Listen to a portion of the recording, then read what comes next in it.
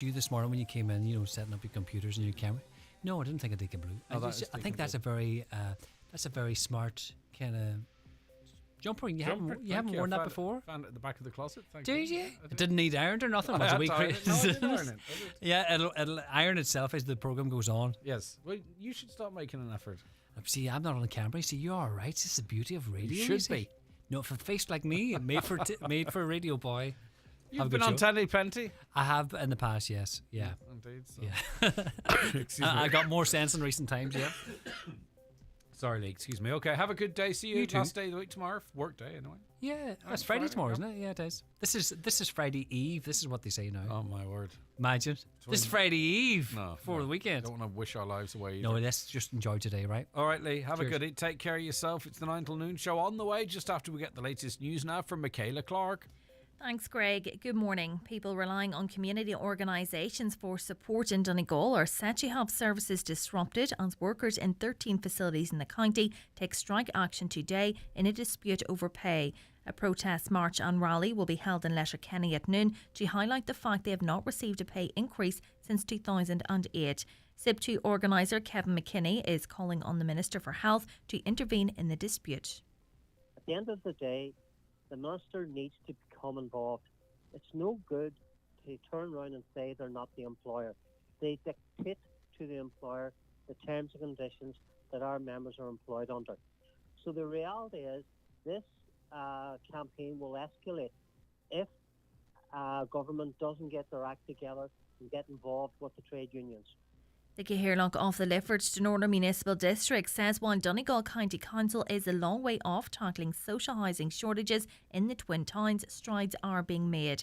A meeting was held last night to identify suitable future housing and economic development lands in Ballybuffet and Stronora. The council currently owns no lands in the municipal district to develop housing and are said to be depending on turnkey developments. Councillor Patrick McGuyan says there is a severe shortage of housing in the area.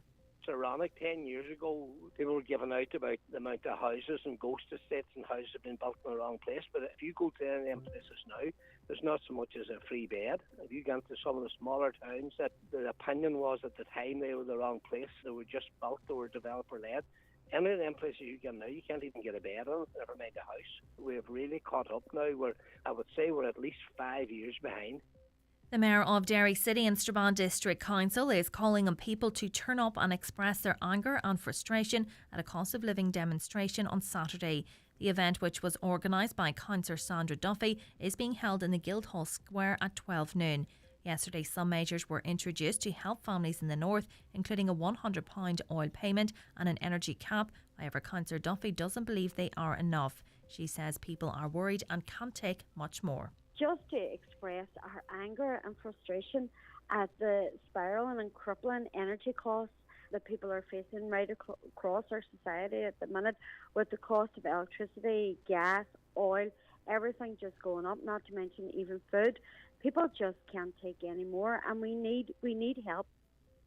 Weather now today will be mostly dry with sunny spells and just the chance of an isolated shower. Highest temperatures of 15 or 16 degrees.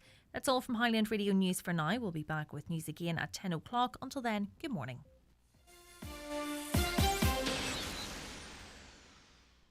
Small businesses often find it difficult to access the finance they need. Microfinance Ireland, the government-funded, not-for-profit lender, can help. We help businesses who've been unable to secure finance from banks or other lenders. We provide business loans up to €25,000 to businesses of less than 10 employees with a turnover of up to €2 million. For more information, visit microfinanceIreland.ie or talk to your local enterprise office. Microfinance Ireland, supporting you through times of uncertainty. The 9 till noon show with St Eunan's GA Club Development Draw. €40,000 in prizes. First prize, a Hyundai Kona car, plus 9 other great prizes. Tickets now available online at steunans.gadraw.com or any club member. Watch the show live now on YouTube, Facebook and at highlandradio.com. And now, it's time for the talk of the Northwest. The 9 to Noon Show with Greg Hughes on Highland Radio.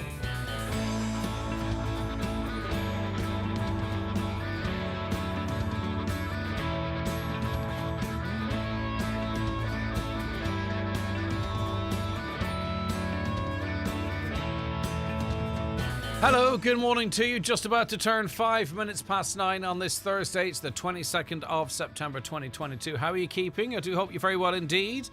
And I hope you're going to keep us nice and busy on those phone lines. If you want to comment on any of the items we've got lined up for you, or if you want to raise your own issue or pass on your own good story, maybe you've got some good news, something happening in your area that you want to share with the wider Northwest, well, get in touch with us. WhatsApp or text the show 086 60 25000, 086 60 25000, or give us a call on 074 91 25000, 074 91 25000, and you can pass on your comments via email to comments@highlandradio.com. And as you heard just as we kicked off the intro there, if you want to watch the programme, our website, highlandradio.com, you'll see a watch live button there, or you can watch on YouTube, Highland Radio Ireland, or on Facebook, our Facebook pages. So Thursday morning, always a busy morning for newspapers, of course, which always reminds me that I really do need to get glasses.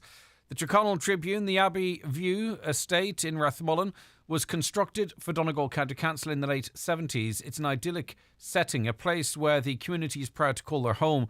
But all is not what it might appear. When Charlie Curran opens his front door at number 11, you're met by a set of heavy-duty acrows building up a construction plank to prevent the first floor from caving into the hallway. Then there's a massive gap between the outer wall and the internal corridor. This is replicated all over the house.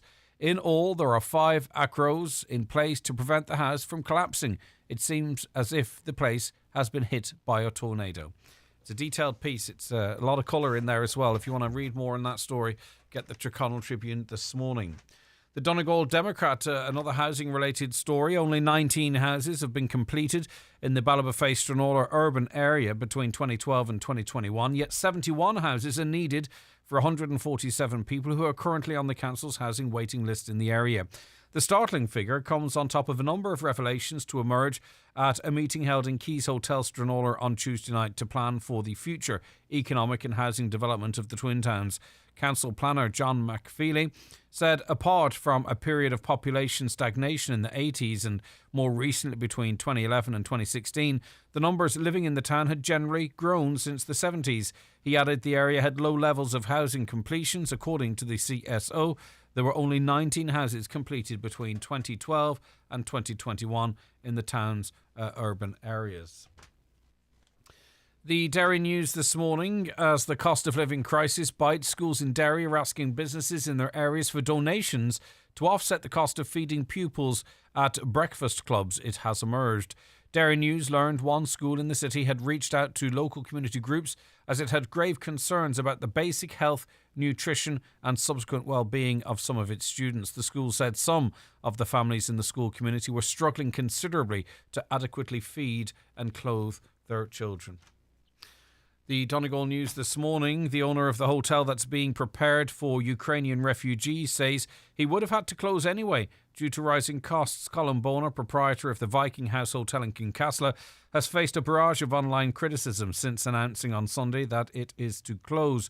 The 12-bedroomed Viking House, which was once owned by Daniel O'Donnell, is the latest hotel in the county to shut its doors to the public in order to accommodate those fleeing the war in Ukraine. But I presume the hotel owner is arguing that he might well have the doors open to the public, but if the public aren't coming in, he has to try and make good on his investment, and he's doing so by housing those fleeing Ukraine. I'm sure it's not the last hotel we'll hear of that is going to be doing likewise. We've heard it's incredibly rewarding financially. The Irish Times this morning, Western powers criticise Putin over nuclear weapons threats, and those of you who are edgy on your nerves will not have enjoyed Vladimir Putin's statement yesterday. No bluffing. He said he will use nuclear weapons if need be. We're going to be talking to think about this a little later on, just to sort of get the background to this. Of course, his tactics are decent, and that's not to give him necessarily credit, if you know what I mean. They're holding referendums in the east of Ukraine, referendums starting on Friday. I mean, the outcome of those is a given, obviously, because they will be, guns at the ballot boxes, effectively. Once those ballots have been counted, the outcome will be that the majority of people in the east and south of Ukraine will want to be part of Russia. Vladimir Putin will claim those areas as part of Russia. He will say that is now Russian territory. So as soon then as the Ukrainians, as they have been very successfully, start using NATO weapons, NATO country weapons, in what Putin claims to be Russian territory, well, then that triggers options at his disposal, because it would be seen as a direct attack by NATO on Russian territory. And therein lies the rub. That's where the next few days are going to be very, very interesting to see how things hopefully de-escalate, or at least stay as they are, as terrible as they are. But that's very much how things could escalate, because effectively you'd be having British, American bombs being dropped on or in Russian territory. And that gives him a lot of latitude. Western powers, though, have strongly criticised Russian President Vladimir Putin after he called up military reserves to fight in Ukraine and threatened to use nuclear weapons to defend the country in what they dismissed as a sign of weakness amid defeats on the battlefield. And when he says, as I've sort of made quite clear, I think, when he threatens to use nuclear weapons to defend his country, it's not just necessarily Russia as it is now, it would be Russia post these referendi. Mr. Putin portrayed his invasion of the Ukraine as a fight for Russia's survival against a hostile West, and backed forthcoming referendums in Russian-occupied parts of Ukraine that would pave the way for Moscow to annex some 90,000 square metres of territory, an area bigger than the island of Ireland.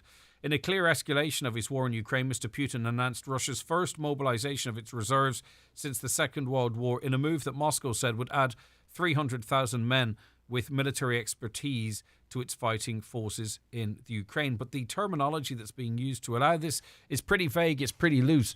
And there are those now in Russia who have, let's not forget, been pretty much isolated by this. It's been happening elsewhere.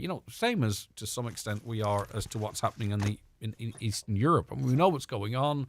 But, after the first shock and awe, a lot of people, maybe the majority of people, like, well, it's over there. And some people even argue, well, it's in East Ukraine, it's not in Kyiv, so no biggie. But the Russians, who may have been insulated by this, even in West Russia now, are finding that their 17, 18, 19-year-old children may be conscripted, because the Russia now has, or Putin now has that ability, that they may be conscripted now and sent to fight against their neighbours. Many of them have family and friends in Ukraine, and they would also have heard how many soldiers on both sides have died. So now the war has been brought home to the people of Russia, and that triggered a series of protests, relatively small given the population, around Russia, and many thousands were arrested and detained. So Putin, in the next little while, I think, is going to be fighting.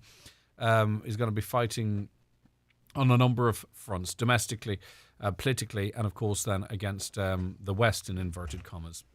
The Irish Independent this morning: sharp energy price rises, higher grocery costs, and a larger than expected jump in mortgage rates have combined to send consumer sentiment to a 14-year low.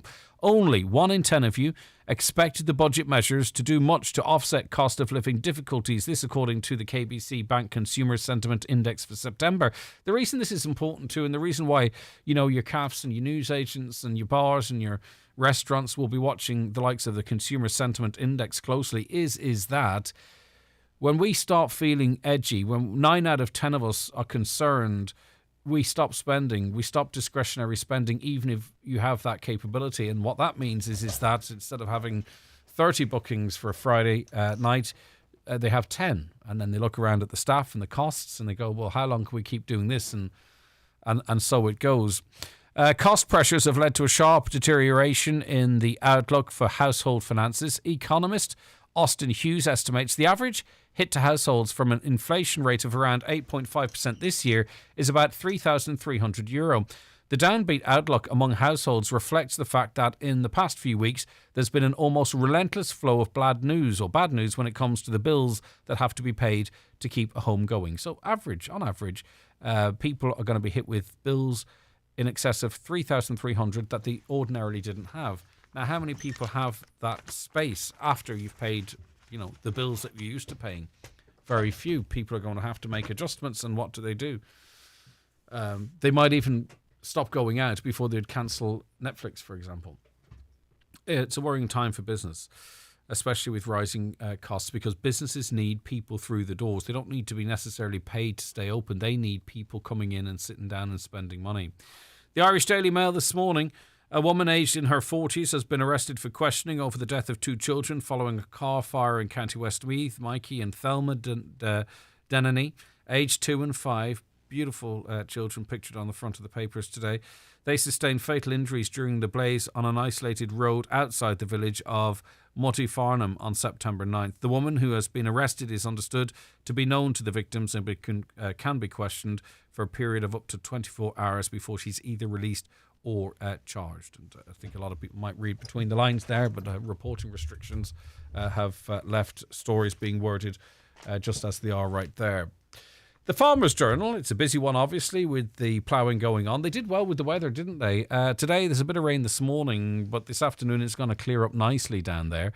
But fears are mounting that the majority of farmers will be excluded from a key energy support scheme to be announced in the next budget. That's next week. Farmers were already explicitly excluded from an EU energy scheme announced last Monday. Tánaiste Leo Varadkar confirmed a second scheme for farm businesses to the Irish Farmers' Journal on Wednesday to help with electricity bills in the coming months. However, up to 90% of farmers may be excluded from the scheme if farm businesses means limited companies only, which is the big boys, isn't it? I presume. Are larger farmers more likely to be limited companies? That's not much good for, I think, the majority of farmers, 90-odd% of them. Affected by that, let us know, 086 60 25,000. The Irish Daily Star tells us that Environment Minister Eamon Ryan says he's backing calls for VAT to be scrapped from newspapers to help protect robust journalism. Is this something that you would support? There have been supports for other sectors of the media. I'd say those within the newspaper industry say they maybe have been somewhat left behind, and they say they play a very important role in producing robust journalism. And they want VAT to be scrapped from newspapers. What do you think? 086 60 25,000. I'm not sure if this would be to reduce the costs so more people might buy, or it's to maintain what's there for those who are buying papers, or maybe it would be to focus on an online sort of approach. I don't know. But Minister Ryan said he was concerned by the growing influence of unchecked misinformation from social media and said Ireland benefits from having a strong newspaper industry. When I hear comments like that from government ministers, it does worry me, from any ministers, because, to be honest with you, there's quite a bit of misinformation comes out from Miriam House, if that's what it's called, is it? You know, stuff that is spun a certain way to make it look better than it might be. Like, say, for instance, 100% Mica redress scheme that isn't. Do you know what I mean? If that was fact-checked, like by, say, the journal.ie fact-checked it, what would it find? You know, I think it's not just sort of people with certain views that need to be fact-checked either. I think it's important to our politicians are regularly fact-checked so that what they say is either proven or disproven, because this sort of feeds into the what I was saying yesterday on the front of the Irish Independent, which was just a press release from Fine Gael. Effectively, that's how it read. It was just everything that was happening, what they fought for, what they're going to achieve, €5,000 in your pocket extra, you know. And then obviously the caveat is you have to be earning 50 grand to get that. But I mean, should that stuff not be fact checked? Should there not be more balance on a front page of a newspaper to sort of say, well, but if you know where I'm coming from? But anyway, he was speaking, a lot of papers do that, by the way. He was speaking in the Dáil as Fianna Fáil TD Brendan Smith called for the 9% VAT rate on newspapers to be scrapped. Deputy Smith said Ireland is one of the countries that imposes a high tax on newspapers. News brands Ireland have outlined very urgently, I don't recognise that word, right, I do need glasses. Cognitely, the absolute need to reduce the VAT rate to zero for newspapers, print and digital as well. What say you? I think if it keeps more papers going, then it's a good thing. Right. I've put the wrong bit of this paper down. Okay, let's just go straight on to the Irish Sun finally here now. And two joyriders, as they are described. I don't like that phrase, really. These are those that rammed a stolen motor into a Garda car are part of a 12-strong crime gang. Cops believe the chief suspect and their pals have been terrorising locals in Ballyfermot, Dublin this past year. The crimes have included joyriding, car thefts, assault, robberies and intimidation. Concerns have been raised about their crimes by local reps for a number of months, but their actions escalated on Monday night when they rammed the Garda car in nearby Cherry Orchard. Now, Senator Eileen Flynn made some interesting comments as it relates to how that story is being covered, both in the media and on social media. And I might play them out for you a little later on to see what you think. I kind of agree with her. I don't want to give up on young people. I think, it's so easy to call people scum and scumbags and this, that and the other. And then sort of, not take our responsibility as a nation to support certain communities, certain parts of the country, to make sure children have something to do, get involved in sports, get involved with the arts, make sure their parents are supported, make sure they're being well looked after at home.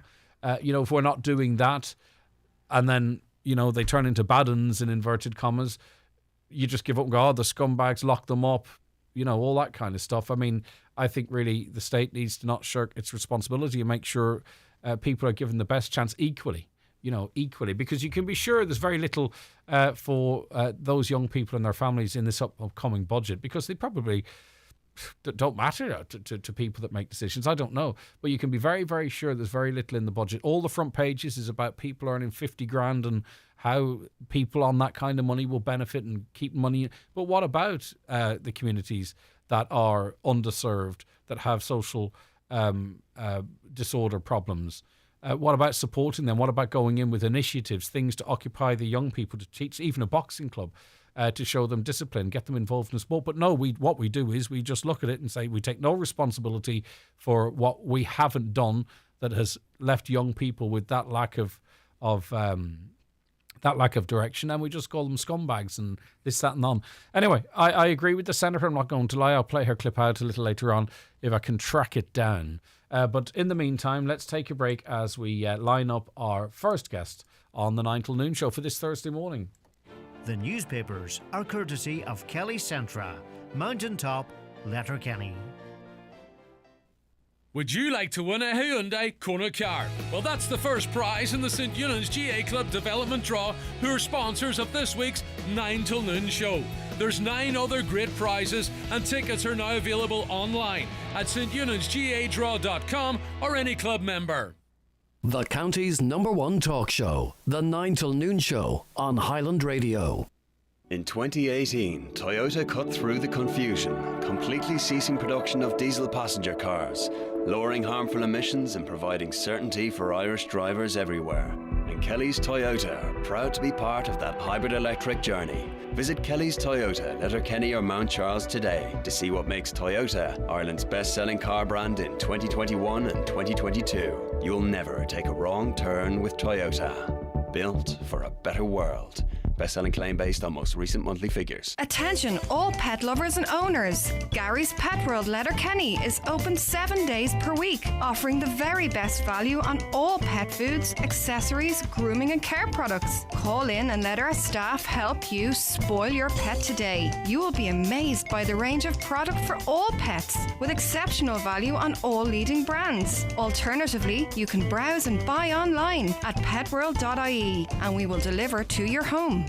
SafeTech are running a number of accredited programs this autumn, including basic scaffolding, electro and butt fusion welding, roadworks, plant and machinery, confined spaces, water hygiene for utilities, UK construction cards and more. Funding available on all these programs. T's and C's apply. For all your safety and training needs, visit safetech.ie.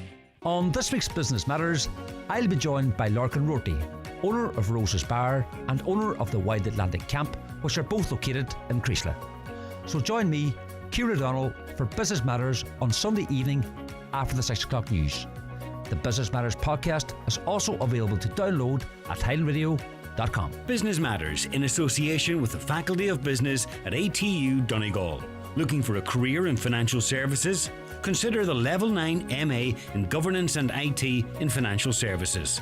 Take the next step in your career and contact the Exec Ed Coordinator on 9186206 or email execed, EXECED at atu.ie today. You know what I love about Letterkenny Shopping Centre? Let me guess. Great women's wear, fashion shopping? Close. Well then, Tesco's offers or McGettigan's coffee and pastries, the latest magazines, cosmetics or health foods? Closer. Okay, free parking, late night shopping Thursday and Friday, gifts, homewares, phones, shoes, kitchen gadgets, jewellery. Okay, closer still. Okay. What do you love about Letterkenny Shopping Centre? It's all under one roof and right on my doorstep. Letterkenny Shopping Centre, so much choice. Open 7 days. Find us on Facebook or visit letterkennysc.com. I'm not bluffing. Those were the words, I presume, carefully chosen by Vladimir Putin and those who support him, as he announced a partial mobilisation of reserve troops, but the language is, I suppose, loose enough that could be expanded beyond partial, I'd imagine. Donnacha O'Bacoin is a professor of politics at Dublin City University, and I'm really pleased to welcome him back onto the show. Good morning to you, Donnacha. Good morning, Greg. Great to have you with us. Okay, so what has unfolded in your view over the last couple of days then? Well, what we had was a belated response from Vladimir Putin to the huge territorial gains that the Ukrainian army has made in recent weeks. You might remember that something between 6,000 and 8,000 square kilometers were regained and the peoples there liberated. And of course, we found evidence again of war crimes that had been committed. And there was no formal response from Putin. I mean, the line from the Kremlin all along has been everything is going according to plan, even though from the very beginning it was clear that was not the case. Of course, Kyiv, the capital, was supposed to be captured within days, and now we're almost 7 months into the war, and Russia has sustained losses which some estimate to be up to 60,000 troops. So, this is a belated recognition that things aren't going according to plan. It's trying to retake control of the narrative, to try and be assertive. And of course, it's falling back on Putin's old strategy of threats, blackmail, bluster, and with articulating, I guess, historical grievances and also an antipathy towards Ukraine as a country and as a people. One thing he makes clear, of course, throughout, and this is one of his explanations to the Russian people about why Russia's plan has not turned out as it had anticipated, is that it's not fighting Ukraine. It's fighting the West in Ukraine, that this is a proxy war, and that's why Russia hasn't been able to overwhelm Ukraine as quickly as it had hoped. Has he painted himself into a corner, and maybe even NATO into a corner, in that if he, we know the outcome of these referendi, effectively then he will declare that to be Russian territory, and he has stated that if NATO weapons, Western weapons, are used on Russian territory, well then he will respond. So very, very quickly we're going to see, really, he's going to be in a position where he needs to act or back down or find some other use of words to try and defer an even greater escalation. Yeah, I mean, he's proven himself to be a gambler, and this is another roll of the dice.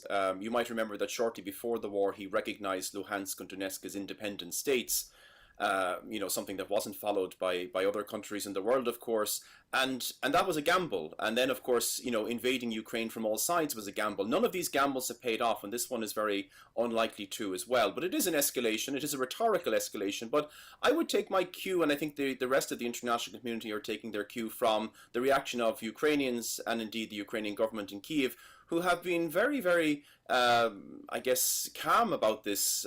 They see it, I think, for what it is, that it is more a sign of weakness than of strength. I mean, these referenda, so-called, what can we say about them? They don't even control the territories in which the referenda will take place. I mean, Russia, after 7 months, has extended its control of Donetsk from 1/3, which it controlled before the war, to 1/2. So there's half of Donetsk that it doesn't control. And similarly, it doesn't control all of Luhansk. It doesn't control all of Zaporizhia. So, how you can have, leaving aside the legalities or anything else, how you could have a referendum in an area you don't control during a time of war, at 3 days' notice, we know what it's like to hold elections and referenda in Ireland.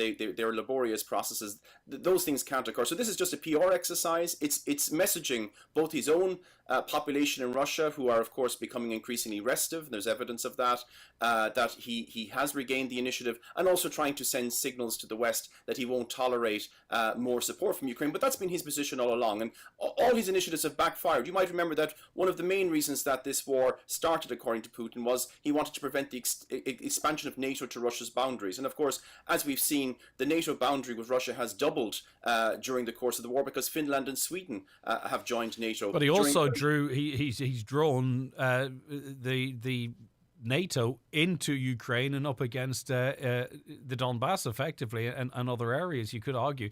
But so just in terms of how this might play out then, the referenda, okay, the majority of people will obviously say they want to be part of Russia. What happens next? Does he then stay? Does he accept the outcome of that? And from his position, that becomes Russian territory. And if it does, then what possibly could the consequences be of, say, for instance, US missiles landing in effectively what he would recognise then as Russian territory? Is that how it might play out? And if it does, what's the consequences potentially?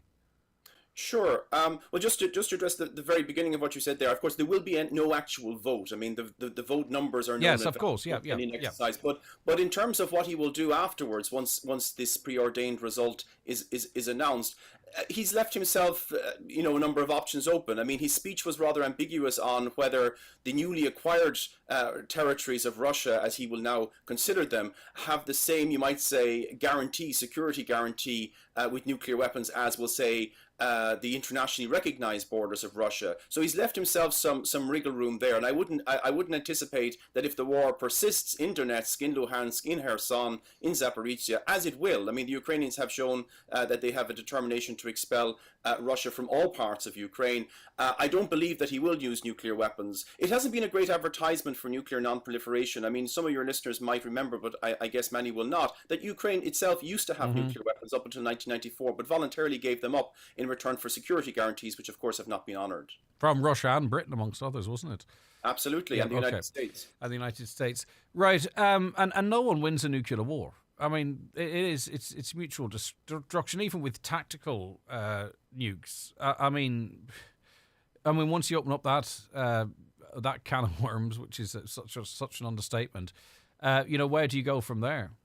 Well, I think, look, we have a precedent here with the Cuban Missile Crisis, which, again, I think most of your listeners will be familiar with. And let's take away what happened there. I mean, the Cubans got a commitment from the United States, and let's face it, Cuba was only 90 miles off the United States border. They got a commitment that the United States would never invade Cuba, which of course was a major commitment because they'd only tried to invade the year before in the Bay of Pigs. And Cuba was allowed to remain within the communist bloc, which was the decision of the Cuban government at the time, and indeed is still a communist country. So if Ukraine, and this, Vladimir Zelensky gave a very impassioned speech to the United Nations last night, if Ukraine could be getting those kinds of commitments that Russia would respect its democratic will to be where it is geopolitically with the European Union, with NATO, that it wouldn't necessarily have hostile missiles placed that could jeopardize Russian security, but it would be allowed to, be in Euro-Atlantic structures, and that Russia would give a guarantee that it would not invade. That would be the basis of something going forward, but we're nowhere near that. And again, I mean, that speech last night also emphasized that there will have to be a reckoning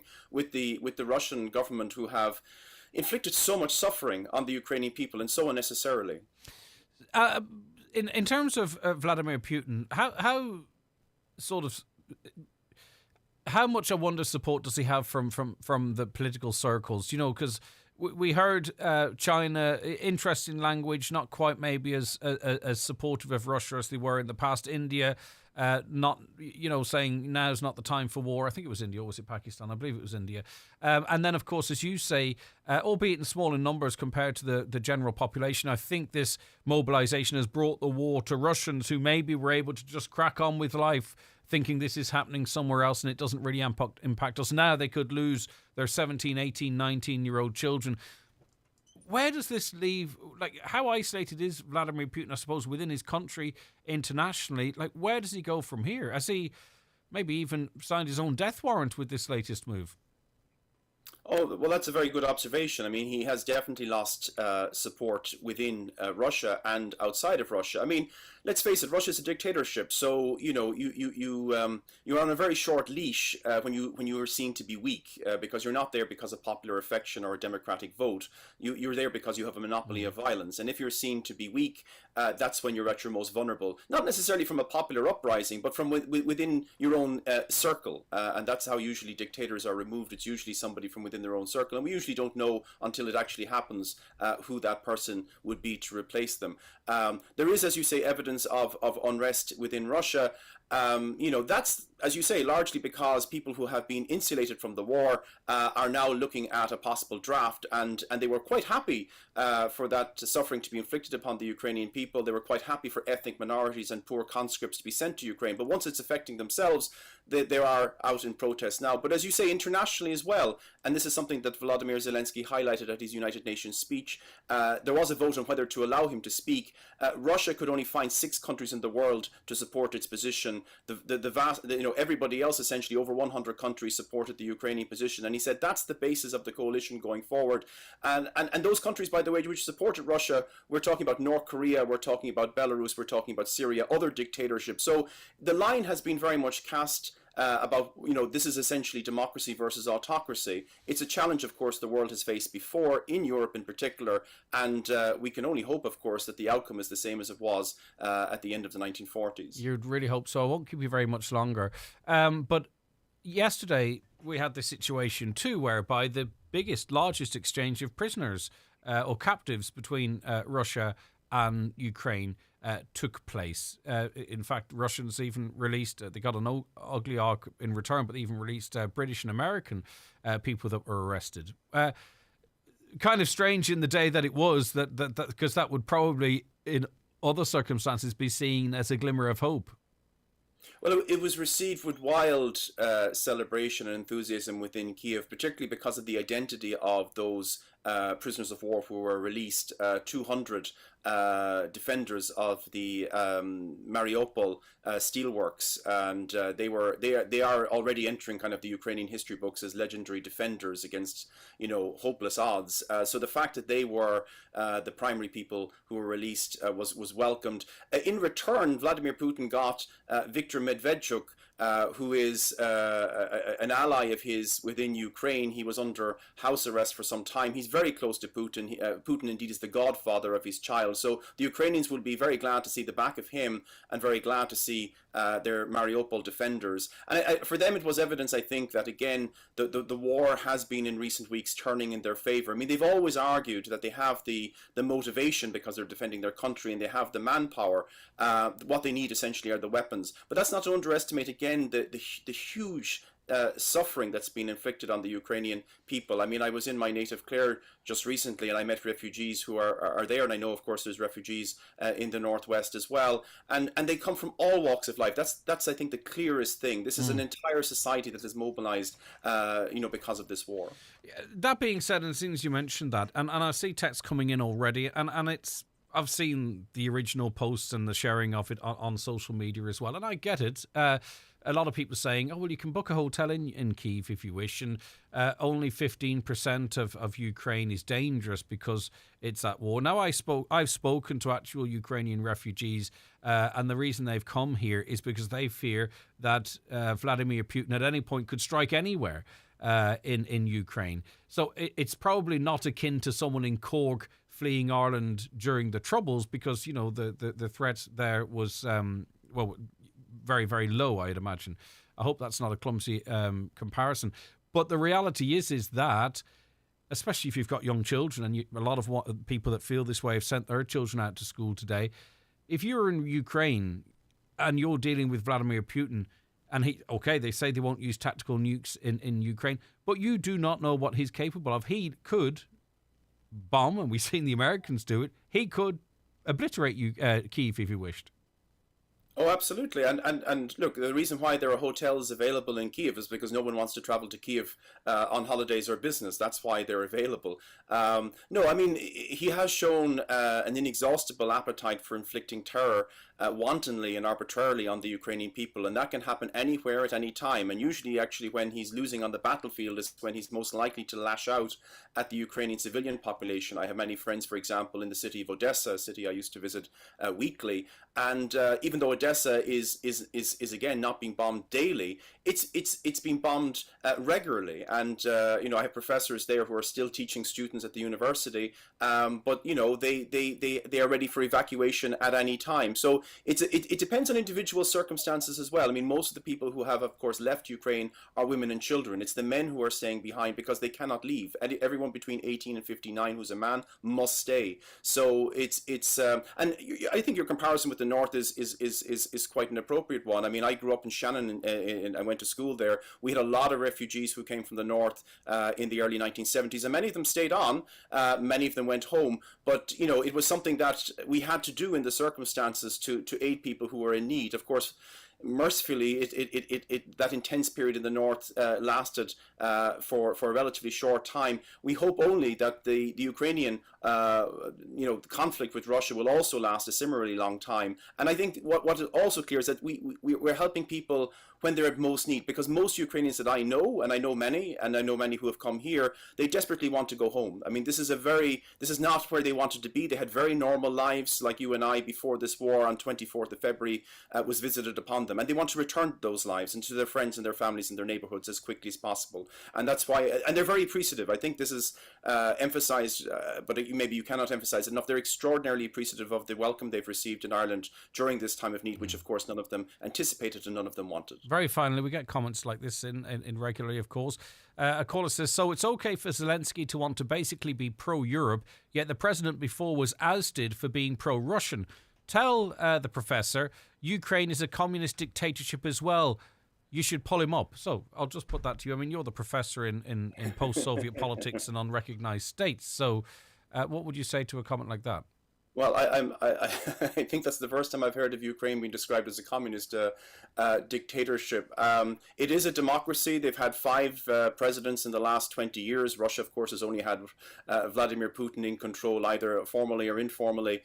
That is the basis of this struggle in many respects. About choosing Europe, I first visited Ukraine, more than 20 years ago, and Ukrainians were much more ambivalent about which direction they would go. There were many who would have been, as happy having good relations with Russia as they were with the European Union. What changed was Russian aggression, and particularly the events of 2014. The gentleman in question who fled Ukraine in 2014, the president of the time, Yanukovych, that was not because he was pro-Russian. I mean, Yanukovych was an extraordinarily corrupt person who was pro himself. It was simply because he had signed an agreement which had the approval of the majority of the people to have closer relations with the European Union, and then as a result of a private arrangement with Vladimir Putin, which offered $15 billion, and he backtracked on that, and then that led to a popular uprising, which he fled, much to the surprise of everyone, including myself. I thought he would stay in Ukraine and fight his case, but he fled and is in Russia today. There were questions about whether the Russians at the beginning of this war were thinking of reinstalling him as president, but that, of course, is off the agenda. But do you think, though, it would be useful? The reality is here, and the last moment with you, Donncha, the reality is here, of course, that Russia is the aggressor, but Russia will say that it had flagged that this could happen. And NATO in and itself maybe was antagonizing of Russia, and Vladimir Putin felt that he had to do something. But that's some point of view. At the same time, though, Ukraine has been responsible for indiscriminate shelling for the last number of years as well. And, these victories that have happened on the battlefield would not be without the loss of innocent blood, because weapons are a blunt instrument. Do you think it would be better if we were getting a slightly more nuanced view? Not a 50-50. There's no balance in a big country invading a little one. But I just think that the media perhaps should try and bring a slight more nuance to the coverage of this war, and maybe recognise that Ukraine's going to be responsible for certain bad things as well. And I think the public then might trust that media a bit more. rambling. I apologise, but well, look, nuance is always good, but I think that this is as your question hinted at is a case of an aggressor and a victim. I mean, if we see someone who's been beaten up on the street randomly, we don't start asking, did they deserve it, or well, we come to the aid of the victim. I mean, that's that, and this is what the world is doing now with Ukraine. I mean, the idea that Ukraine provoked this, that it was asking for it in some way. But I mean, its rush to join the European Union and NATO, as I said, was itself spurred by Russian aggression. And also, when we think of NATO, I think sometimes people get obsessed with the United States in this respect. NATO is made up of 30 countries, most of which are small countries like Estonia, which is population of Dublin, Latvia, Denmark, Sweden now as well joining.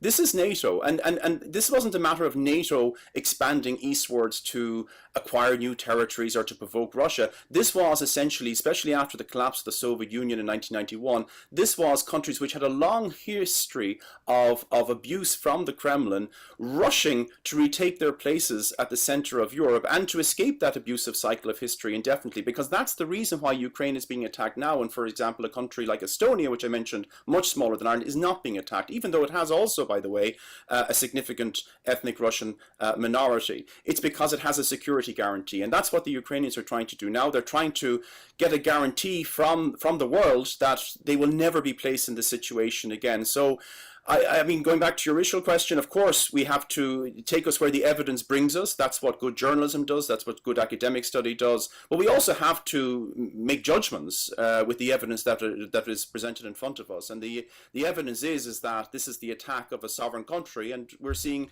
the redrawing of the map in Europe at the whim of a dictator. And we've been, as I said, down this road before, and that's why, as I said, Europe. This is Europe's moment, and Europe has to respond accordingly. Professor Donncha O'Bacoin, thank you so much for all of your time this morning. I really appreciate it. He is a lecturer in post-Soviet politics and unrecognised states. The 9 till noon show with St Eunan's GA Club Development Draw. €40,000 in prizes. First prize, a Hyundai Kona car, plus 9 other great prizes. Tickets now available online at steunans.gadraw.com or any club member. With everyone looking to shrink their bill these days, Dunnes Stores gives you new ways to save on your shop with double savers. First, you'll save in the aisles when you fill your basket with fantastic low prices across thousands of great products. Then you'll save again at the till with our 5 off 25 grocery voucher. Shrink your bill with double savers, new from Dunnes Stores. Dunnes Stores, always better value. Terms and conditions apply. Voucher can be used on next in-store grocery shop of €25 or more. The award-winning Genesis Aesthetics and Skincare Clinic Udor now offers a wide range of skin boosters. The injectable moisturiser for under eyes that improves dark circles, fine lines and wrinkles. Also treating the face, neck, chest and hands. This amazing treatment works from the inside out, resulting in brighter, smoother, plumper skin. For help choosing the right aesthetic treatment for you, contact Mary Ferry, your aesthetic practitioner. You can download the Genesis app or call 07495 32575. Hello, how can I help you? I'm looking to claim on my insurance policy. Okay, and what type of chip do you need to claim for? It's not a chip. I was in a minor accident. And was your windscreen chipped in this accident? No, it's just my backlight and the bumper. So your windscreen is not chipped? No. Unfortunately, our policies only cover chips. Do you get the feeling that you're not getting the right cover? Well, at Local Insurance, we are Irish owned and understand your needs. Call us today for a bespoke quote on 0818 894 444. Local Insurance, we'll get you sorted. The Local Insurance Network, DAC Trading's Local Insurance, is regulated by the Central Bank of Ireland. Local Insurance is a tied insurance intermediary of Acorn Brokerage Limited. Acorn Brokerage Limited, trading as Acorn Insurance, is regulated by the Central Bank of Ireland. The Donegal Senior Football Championship has reached the semi-final stage, and you can follow the action this weekend here on Highland, on air across the Northwest and online at highlandradio.com. The Dr. Maguire Cup holders, St Eunan's, will play Kilcar on Saturday evening at 8. And Naomh Connell's tie with Gweedore is on Sunday at 4. Both games are live on Highland from McCool Park, Ballybuffet. The championship on Highland is with Highland Motors Letterkenny, your main Renault and Dacia dealer in Donegal, with the new award-winning 7-seater Dacia Jogger from €25,990. the perfect car for a world of rising prices. Now available to test drive and order. Hi, Marty Friel here. Hope you can join me this and every Friday night from 8 to 10 p.m. with Rockin' Hits on Highland Radio in association with Arena 7 Letterkenny. Book a kids' party at Laser Quest Arena 7. Combine it with bowling and great food for a day to remember. For packages and bookings, visit arena7.ie. Okay, some interesting results from the Northern Ireland Census on religion have been released in the last couple of moments. And the question was in the last census, what religion, religious denomination or body do you belong to? 42.3% say Catholic. That's an increase on the 2001 figure, a slight increase. 38.7% say they are Protestant or other Christian, which is actually a decline from what looks like around about 46% down to 38.7%. The amount of people that describe themselves as other, including none, has risen from like 14% up to 19%. That's a considerable cohort. So 42.3% say they belong to the Catholic religion, 38.7% Protestant or other Christian, and 19% other, including none. What religion, religious denomination or body were you brought up in? 45.7% Catholic. That's pretty static. Quite a large drop for Protestant and other Christian, down to 43.5%, and an increase in other, including none, to 10.8%. So some interesting figures coming out there from that Northern Ireland census as it relates to religion. Right, Dermot Doherty joins us now. Hi, Dermot. Good morning, Craig. How are you? Good to have you on the programme. You're a publican, of course, aren't you? Yes, okay. It's just not written in my notes, but I know you are, Dermot. There's a few Dermot Dohertys around Donegal. I have the right one. No, I take credit for any good they're doing. Okay, good man. Right, okay. A big topic at the moment is the 9% VAT rate applied to the hospitality sector. There seems to be some indications that that's going to go up, that it may well be increased. But for people just as in the bar trade as such, maybe the public don't generally realise that you've never really benefited greatly from the 9%. Well, the post that I done, we have 20 rooms above the bar. Right, okay. So you're taking that in as well. Okay, Dermot, yeah. It's in relation to that. And I just got fed up with all you hear about is rooms at €500 and, or €400 in Dublin or wherever there's a concert on and stuff like that. And no account taken, of the rooms that you can get for 80, 90, €100, and how the breakdown and the increase in VAT would affect people selling rooms at that rate. Because we have a very, very loyal customer base here, and people would maybe do a Bandone for night and Mayo or Sligo or Galway. So I would be chatting to a lot of people over the last couple of months and asking how much they paid for the room and trying to get a handle on it. And people were telling me they were getting rooms between 90 and 130, 140 down along the west coast. So we're not getting the 400 or 500s like that's constantly reported. There's a media push and the politicians jumping on the bandwagon. Oh, let's punish them. But Dermot, do you think the possibility? Dermot, do you think the reality is here though? And I want to talk about the price of a pint as well, because here you can get a pint or other drinks, still for under a £5 in some places, but then of course down in Dublin you might be charged $8.20 or $8.30 or more. I just wonder if we have the gouging taking place in the likes of Dublin, the media living and socialising in Dublin, and it's a bubbled mindset, and we never get the credit we deserve, particularly here in the Northwest, for the value and the offering. And yet we've got a much more shorter season to try and get a profit and employment out of that. I just think the media and the gouging is happening in Dublin, and as far as they're concerned, that's Ireland.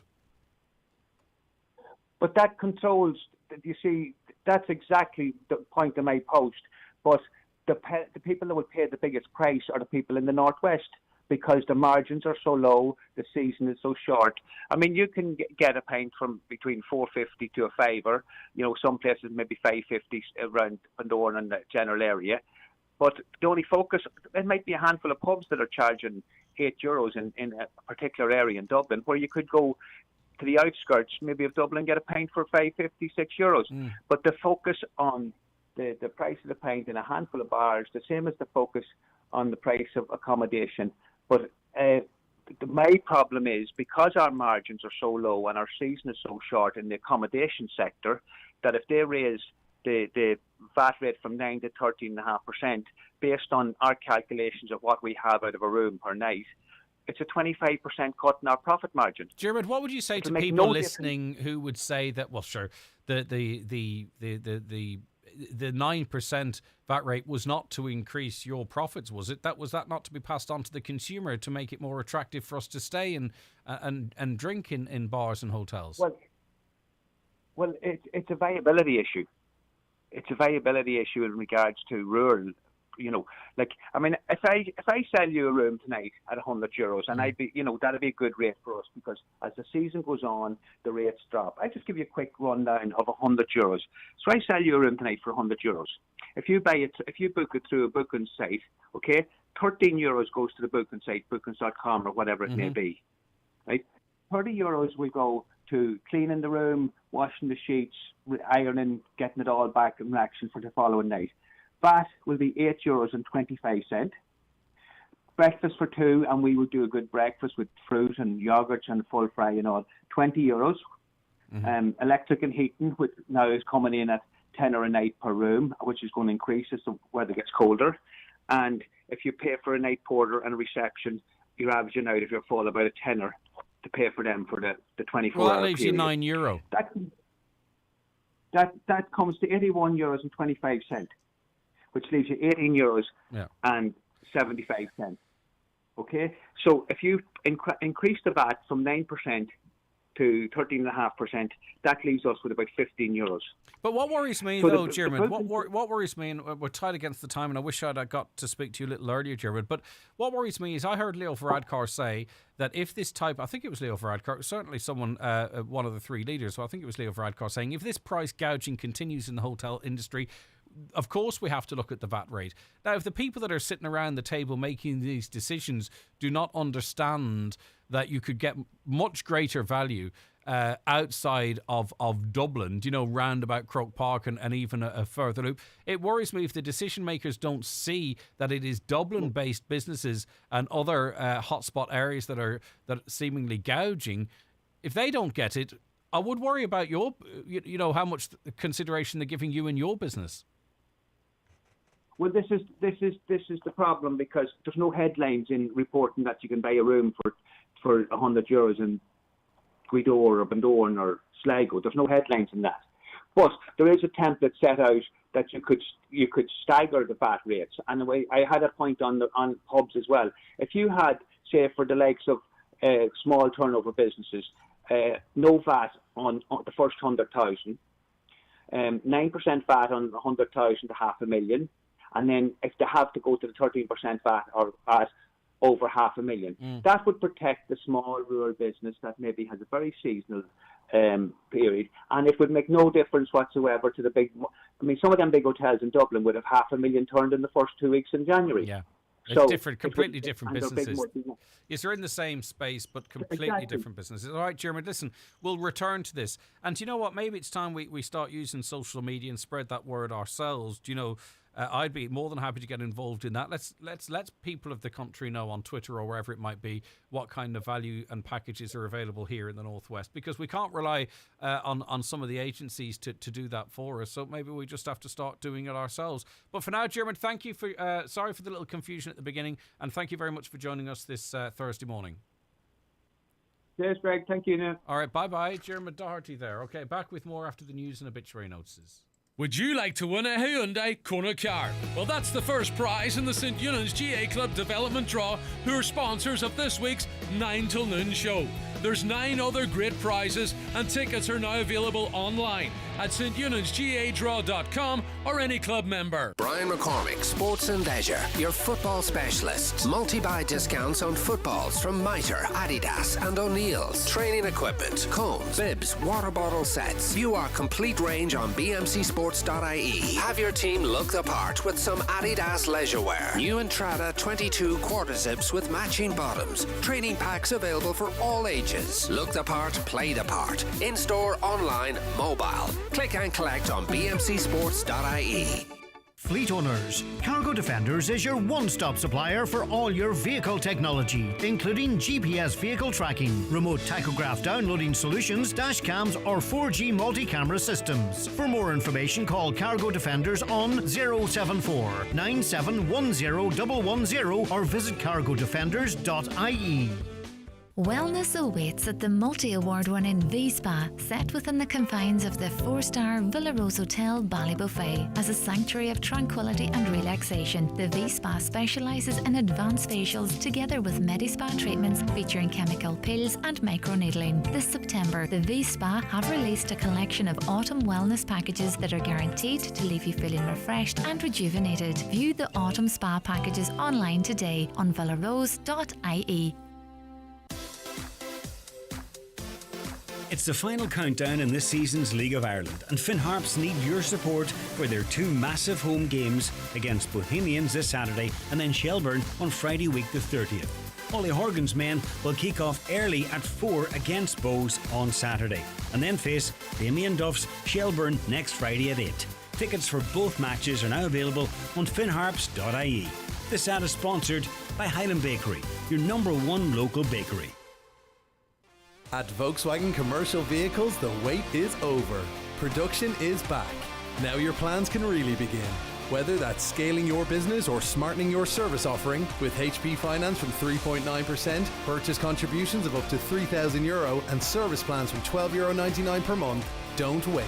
Secure your next Caddy, Cargo, Transporter 6.1 or Crafter at your local Volkswagen Commercial Vehicles dealer or visit volkswagenvans.ie. Be ready to really deliver. Offers for business customers only. Finance provided by way of hire purchase agreement from Volkswagen Financial Services Ireland and subject to lending criteria. Terms and conditions apply. Call into Connolly's Volkswagen Letterkenny today or visit connellys.ie to book a test drive.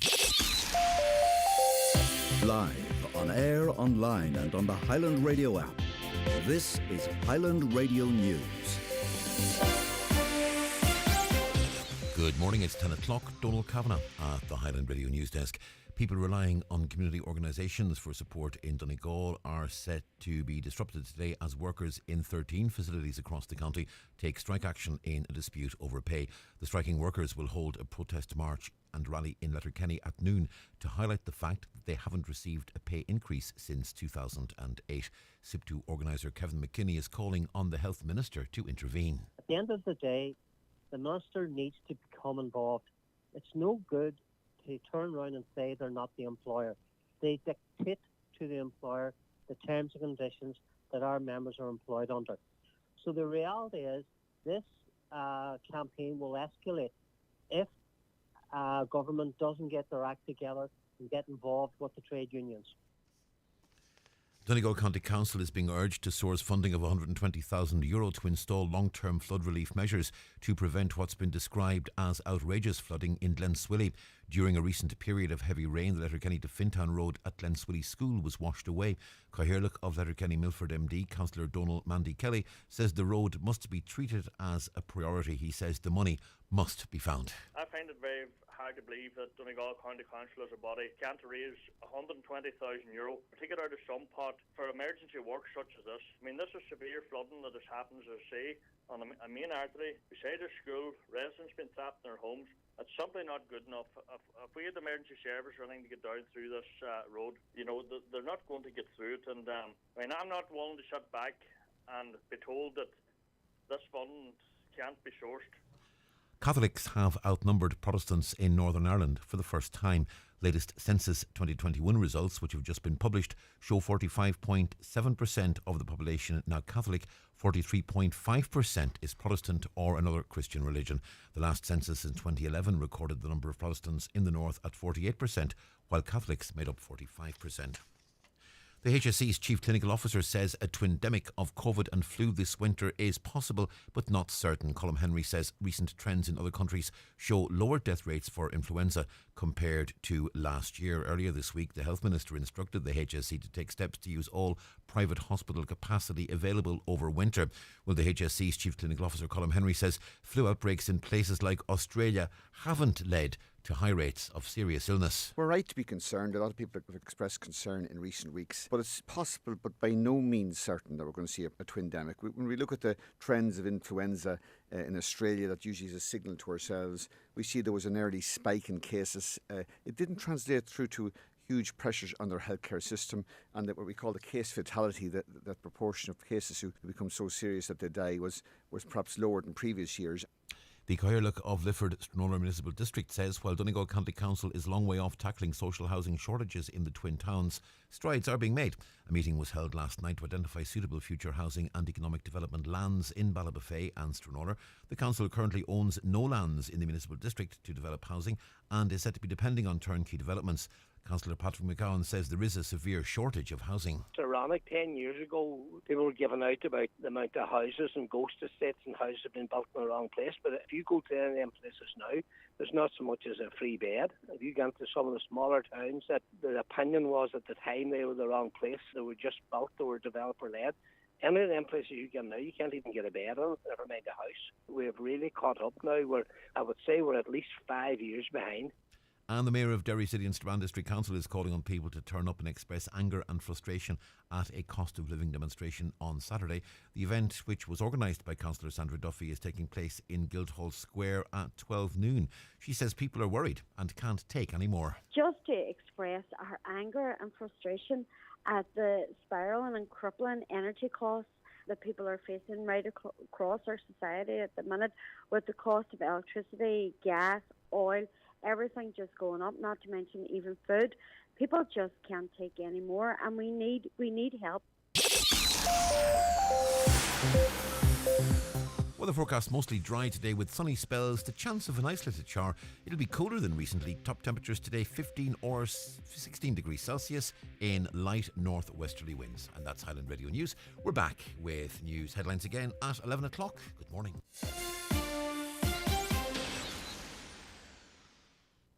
The obituary notices for this Thursday morning, September the 22nd. The death has taken place of Patrick Devaney, Mill Road, Newton Cunningham, County Donegal. Patrick's remains are reposing at his late residence. Funeral from there on Saturday for Requiem Mass at 12 noon in All Saints Church, Newton Cunningham, followed by burial in the adjoining cemetery. Family time from 10 p.m. to 12 noon. House private to family only on the morning of the funeral. Funeral mass can be viewed on churchservices.tv. Family flowers only, donations if desired to the Donegal Hospice, care of any family member. The death has taken place of Marion Patton, née Kelly, Drumkeen. Marion's remains are reposing at her late residence. Removal from there tomorrow morning at 10:30 for 11 o'clock funeral mass in St Patrick's Church, Drumkeen, with burial afterwards in the adjoining cemetery. The death has occurred of Bernie Doherty, 553 Ard McCool Stranorler. Remains reposing at her home today from 12 noon.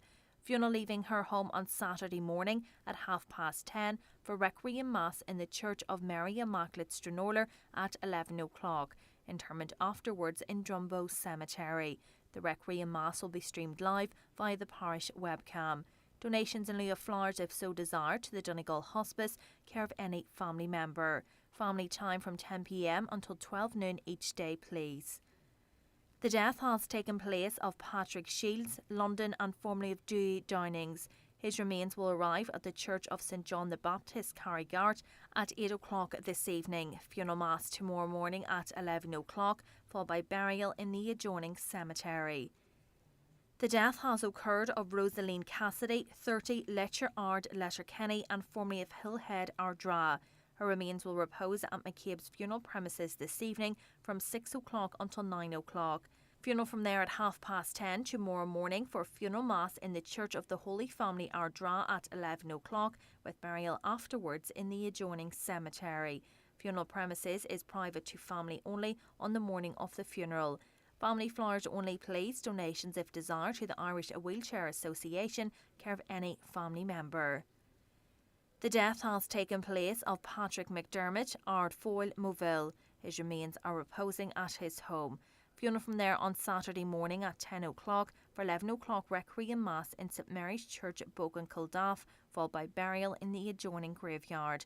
Family time please from 11 p.m. to 11 a.m. Family flowers only, donations if desired to the Donegal Hospice, care of any family member. Patrick's funeral mass can be viewed live on kildaffparish.com. The death has taken place of Hugh McGlynn, 35 Beechwood Road, Letterkenny, County Donegal. Hughes' remains are reposing at his late residence, with rosary tonight at 9 o'clock. Funeral from there tomorrow morning for Mass in St Eunan's Cathedral, Letterkenny at 11 o'clock, followed by interment in the family plot in Lex Cemetery. Funeral Mass can be viewed on churchservices.tv. Family time from 10 o'clock tonight and before the funeral tomorrow. Family flowers only, donations to Diabetes Ireland, care of any family member. And the death has taken place of Jackie Cairns, 239 Melmount Road, Victoria Bridge, reposing at his son Martin's home, Greenhill House, 2 Carrigullen Road. Funeral from there tomorrow morning at 9:15 for Requiem Mass in St Teresa's Church, Sion Mills at 10 o'clock. Interment afterwards in the adjoining cemetery. Donations in lieu of flowers please to Knockmoy Lodge Residents Comfort Fund, care of Quigley Funeral Directors. Family time please from 10 o'clock. The Requiem Mass can be viewed live via the parish webcam. For more details, including any family health guidelines for wakes and funerals, please go to highlandradio.com.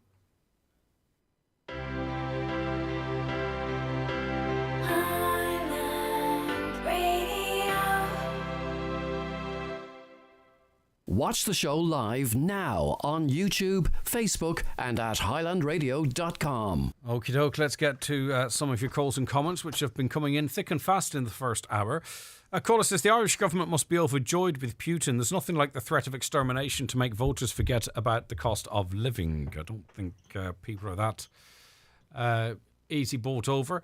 I think particularly those who think they can see the woods for the trees, need to give, I think, the general population much more credit. We're a nation of very clever people. There are men here who are not that age. How is this? I don't know.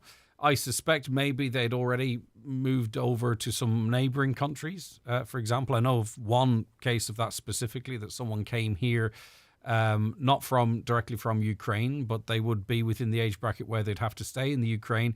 I think they were in Poland and they came over here with their family. So I imagine what has happened is that a lot of people could see what was coming and fled to neighbouring countries, and their families have followed them, or maybe not, and they've fled to Ireland and other European countries. It's not just here. So I'd suggest that's probably one good reason as to why that might be the case. But also what we need to do is that check this stuff out ourselves, because there's an awful lot of people out there that would have you think that the entire country is being overrun with Ukrainian men and elsewhere that have fled Ukraine themselves. But we all have to think for ourselves and actually check and maybe even do your own research, dare I say. Ask him, where is the opposition party in Ukraine? Another, not all 18 to 13-year-olds stay behind to fight the war in our area. The majority of Ukrainians are young men, which has made people wonder why they're here. But as I say, it's possible that they fled they fled Ukraine before the war began in earnest and came here from neighbouring countries. I'm just suggesting that could be the case. Good morning, Greg. 15% or less of the Ukraine isn't in war, so why in God's name are all these so-called refugees here when there are hotel rooms to rent in Ukraine at a lot cheaper rates than here? The reason there's hotels to rent in Ukraine is because who's travelling to Kyiv for a weekend away? But also, as was mentioned in the first hour, and it's up for you to buy it or not buy it, but I've spoken to Ukrainian women, mothers here, and they took their children here because they fear that Putin could drop a tactical nuke anywhere in Ukraine at any time. He has the scope, he has the range, and, they fear that could be the case. And that's why they're here, because they feel they're safe here, but they don't feel safe anywhere in Ukraine. Again, that's up to you guys to figure out what you want to think. Good morning, Greg. Get the lefty off the president of Ukraine. He's committed war crimes against his own people, yet he doesn't say that because it doesn't suit his narrative. Putin bad, Ukraine bad. Well, I'll put that to him. Thanks to the Irish government, should Putin decide to launch a nuclear attack, we are front and centre for one of these attacks. America is using Shannon to refuel, and half of Donegal now has the Ukrainian population homed. We are close to the border of Northern Ireland. Does this make us a sitting duck? Well, listen, it's all over if nukes start going off. I mean, no one wins that war, and that's the reality of it, because they're devastating weapons. I would say our greater concern probably would be our proximity to Britain, which is funding and supplying weapons to the Ukraine. I don't think we'd have a bomb necessarily that might come directly at us. But as I say, the likelihood of that you would hope is slim, because when that starts, well, I think we all know what it's mutual destruction, really.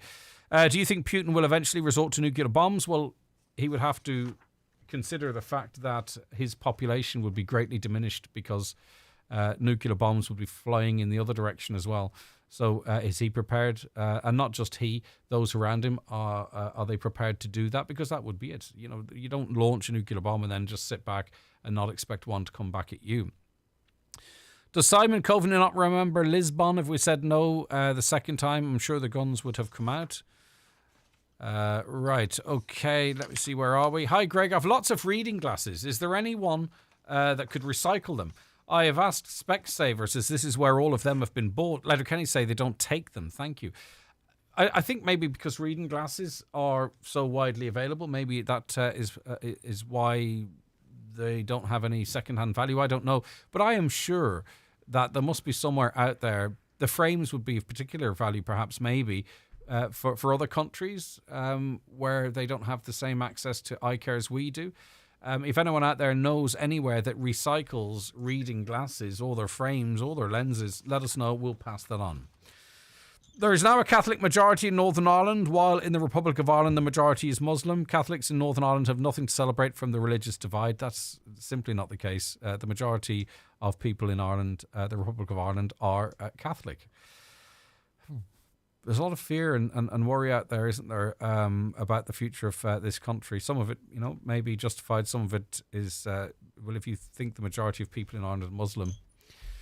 Catholics in Northern Ireland have nothing to celebrate from the religious divide, says that caller. So Eamon Ryan, the man who's pushing people into buying electric cars, now wants VAT removed from newspapers. No talk of VAT removed from petrol or diesel.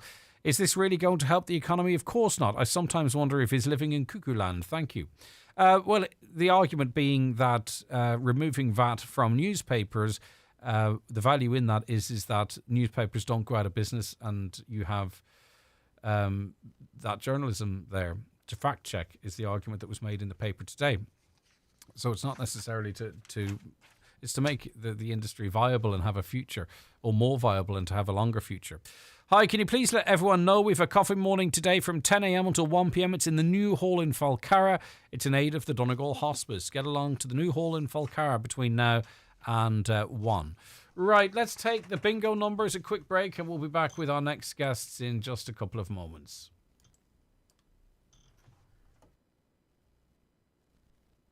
It's time for Ncbi Bingo on Highland Radio.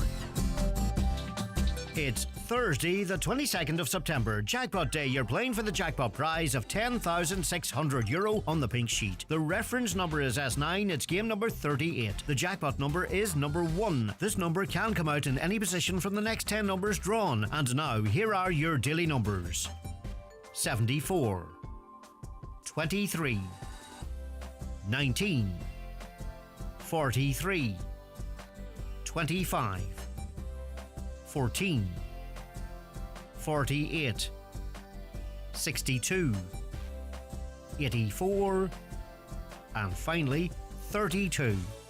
Phone your claim to 9104833 before 8 tonight, leaving your name, contact number and the name of the shop where you purchased your book, and we'll call you back the next working day. Get all your NCBI Bingo information at highlandradio.com. Would you like to win a Hyundai Kona car? Well, that's the first prize in the St. Eunan's GA Club Development Draw, who are sponsors of this week's 9 till noon show. There's 9 other great prizes, and tickets are now available online at stunansgadraw.com or any club member. For day-to-day healthcare needs, generations have trusted the experienced staff at McGee's Chemist in Letterkenny. From coughs and colds to aches and pains, from vitamin supplements to first aid essentials, McGee's have what you need when you need it, with a full prescription service available daily. McGee's Chemist, Main Street, Letterkenny. For healthcare help and advice you can always trust. €50,000 to refurbish derelict houses. For more in your Farmer's Journal, here's Paul Mooney. A grant of up to €50,000 will be made available to refurbish one-off rural houses. We reveal the results of our survey of over 1,800 farmers, which reveals low interest in acres, farm organisation ratings and cuts in stock numbers and fertiliser use. What we know so far ahead of next week's budget. And farmers will be included in pension bonus scheme. This week's Irish Farmer's Journal. More than ever, you cannot afford to miss it. Give your home a whole new look for less with the Foy & Company Autumn Sale. Get great value with up to 50% off selected lines across all departments. Redecorate your home in time for the festive season with great discounts on display sofas, ready-made cushions and curtains. Breathe new life into your walls with great savings on wallpaper and paint. Order now for guaranteed Christmas delivery. Don't miss out on fantastic savings in store and online at Foy & Company's Autumn Sale in Letterkenny and Ballybuffet while stocks last. Are you on a low income and worried about an essential expense or bill that you can't afford? The Department of Social Protection is here to help. The additional needs payment is available to support you with important expenses such as utility bills or other essential household or personal costs. It's available to anyone on a low income who qualifies, no matter how many hours you work or if you're already on a social welfare payment. This support is provided by the Department's Community Welfare Service. To find out more, visit gov.ie/ANP or call 0818 60 70 80. A Government of Ireland initiative. Paula Leonard is the national lead in the Community Action on Alcohol Forum Ireland. Joins us on the programme now. Hi, Paula. Good morning. How are you? Good. Very well. Good to have you back on the programme. Right, now, an event is taking place this evening. It's entitled Women and Alcohol, Your Right to Know. Tell us about this event and what it's about and what will be discussed. Well, this event actually this evening is a collaborative event. So it's Alcohol Forum Ireland, of course, working with the Atlantic Technological University as part of their sort of gender equality agenda, and the Donegal Women's Centre, who've been working on the issue of women's health for many, many years.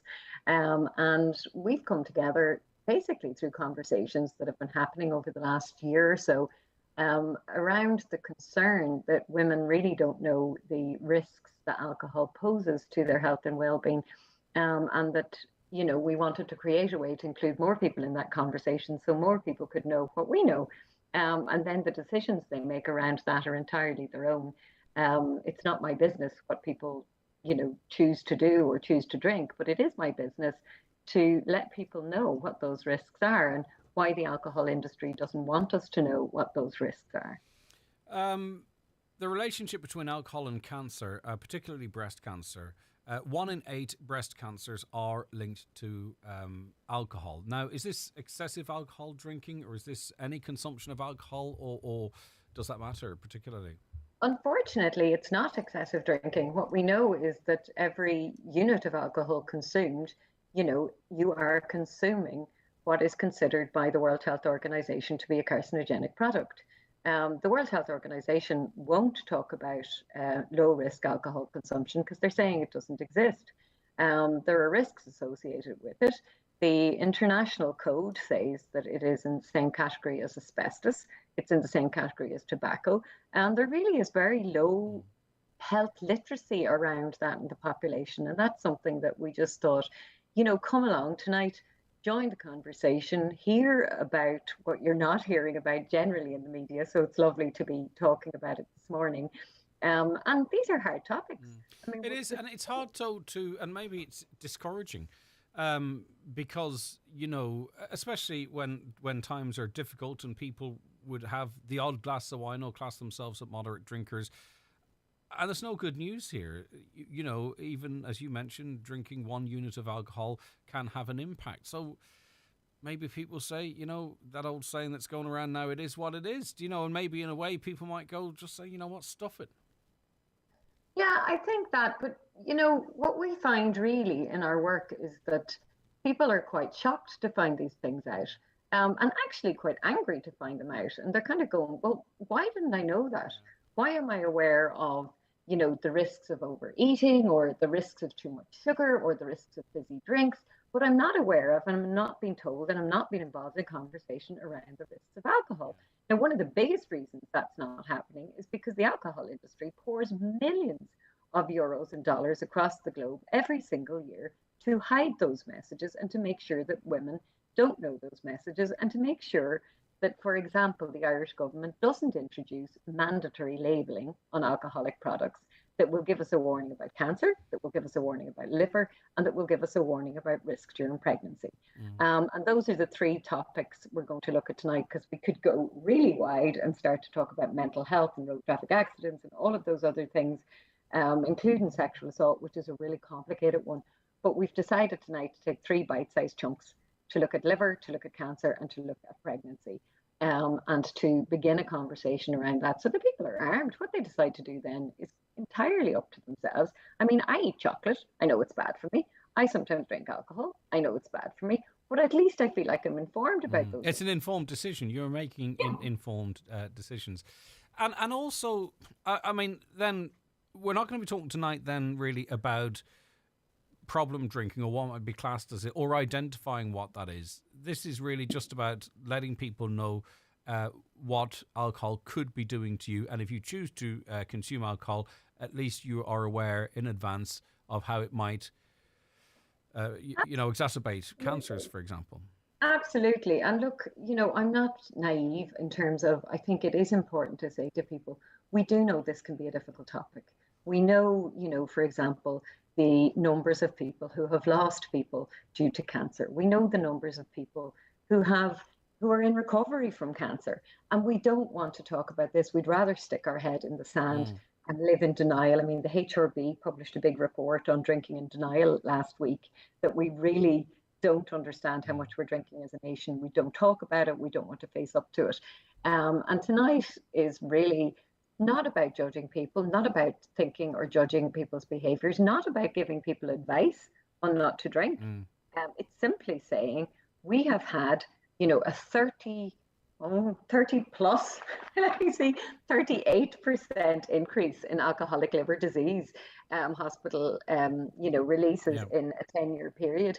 We've had a 300% increase in 10 years in this country in liver cancer associated with drinking, and we're not talking about that. Yeah, and whatever about me or you or someone listening to us, whatever age they might be, say 25 plus, for an example, it's terrible, really, that we don't tool up young people to know the dangers of alcohol. When we do talk about it, it is the sort of the headline ones. Do you know what I'm on about? Binge drinking, getting involved in assault.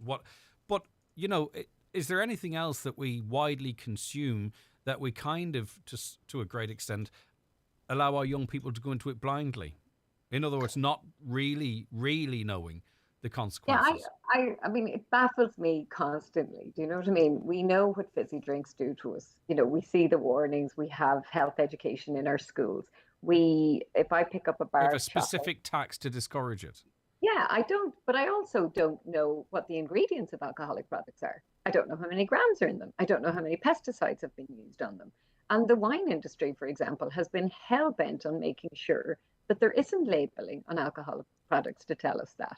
So when I come off this today, I have to get 3 submissions done to the European Commission asking them to support the Irish government, in their journey towards introducing labeling on alcoholic products in Ireland. And really, we're looking for those really simple warnings so that we can have a more literate population who know about the risks, and who every time they go into a licensed premises, that there be a warning in the licensed premises and there be a very simple warning label on the bottle. We did it with cigarettes. We know that it worked. Yeah, but on cigarettes, it's interesting. I think, if they were brought to market now and we'd never smoked, there's absolutely no way they'd ever get any approval.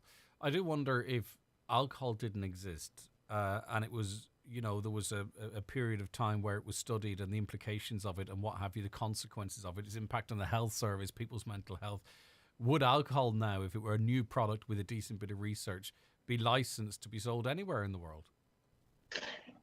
Yeah, It's a pointless question, Paula. Indulge me, but you know what I mean. Like, it's pointless. I know, but it's how do you go round and round? I mean, alcohol has existed in most cultures, not all. It has existed in most cultures for a very long period of time. But what we've seen over the last 30 years is this increase in consumption globally, particularly in Europe. We've seen a huge increase in consumption in Europe, and we aren't shouting stop. We aren't talking about it. We aren't thinking about it. We've normalized it and said we've always drank. We have always drank, but not in the way and not to the degree that we've done. So do I really know? Can I imagine if they did or didn't exist? I think it's worth having a chat about and thinking about sociologically, culturally, and all those things.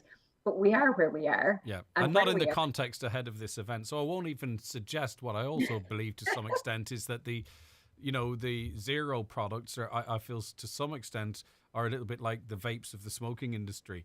But anyway, we'll not go into that. But it does maybe talk to a topic that you've mentioned that will be discussed, and that's the strategies of the alcohol industry. We know they make it really, really cold, so it's more palatable to people that have never drunk. And also, as you know, the resistance to labelling and the content. But I think you're the only person I've really heard with any consistency calling out the industry along those lines. Well, you see, that's why I think this is interesting. I mean, I was on this show back in March when we introduced the IMark, which was that mark of an organisation standing up and saying, enough, we won't take funding from, we won't collaborate with, and we won't use materials that have been developed by, funded by, or in collaboration with the alcohol industry. So, one of the organisations that signed up to the IMark was Donegal Women's Centre.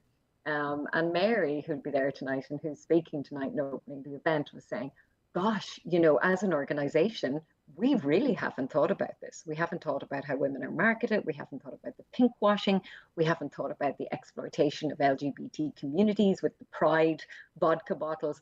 We really haven't spent enough time on this. So let's have a think about it. So maybe I've been talking about it with consistency for a long time, but I do think more people are getting involved in the conversation. And we now have over, I think it's almost 30 organizations have signed up to IMark, and many of those are Donegal. So I think the movement is growing. I think there's a rumble on the ground. And yeah, I'm delighted with the support. And someone's mentioned that, but sure, you could die crossing the road. I think what they're saying is, why should we worry about everything? But if you cross the road without care, you are aware that lorries and cars and what have you are on that road, and one could strike you. It's a calculated risk. The basis of this conversation is that it's letting people know, if they choose to do it, what the risks are. So you can't say after the fact, well, no one told me. We're not going to cross the road with a blindfold on. Yeah, that's it. So tonight's about taking off the blindfold and saying to people, look, for women, there are particular risks. Like one of the risk factors acknowledged by the British Liver Association for the development of liver disease. So they talk about hemochromatosis, they talk about obesity, they talk about hydration and nutrition, and then they talk about one of the risk factors is being female. So being female is a risk factor for alcoholic liver disease. We're seeing women die from end-stage liver failure at younger ages than we're seeing men. More men are still dying of alcoholic liver disease, but the gap is closing, and it's closing fast. And I think women have to think about this in a particular way. The one topic you talked about it being a difficult one is probably, the most immediate and potentially the biggest, and that's the relationship of alcohol in sexual assaults.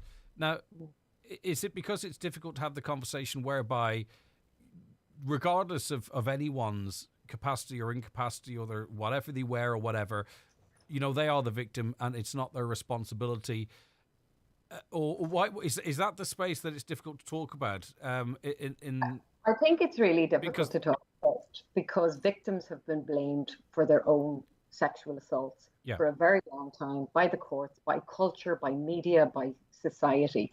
And then if you mention alcohol, as a risk factor for that, people immediately assume that you're part of that narrative. So what we would be really clear about is that alcohol is used by perpetrators. It is a date rape drug. It is used in victim selection. There is research that supports that. And we do know that those who, are involved in sexual assault, the perpetrators, that we know that they use alcohol, their own alcohol use, as an excuse to let themselves off the hook. So sorry, darling, I was absolutely hammered last night. We know they've told the court that. We know they said they can't, recall what happened. So what we need to do is to start to find a language that doesn't blame the victim, that looks at the role of alcohol as a toxic product, how it's been used by victims, and how the courts and the guards and all of those people need to have legislation that understands that. And in this country, we do. In this country, we now do, over the last number of years, acknowledge in law that no matter whither you are, that if you were intoxicated, asleep, or your capacity had been reduced by alcohol or any other substance, that it is still a sexual assault. You didn't consent to what happened. It's not your fault. It's not your fault. So then is there a conversation then to be had about, how do you then talk about, because I want to, if there's a conversation to be had, I want to be able to talk about it into the future. Then how do you talk about then maybe your vulnerability if you're using alcohol and maybe using it too much, but without in any way attributing responsibility? Yeah, look, that's the tricky one.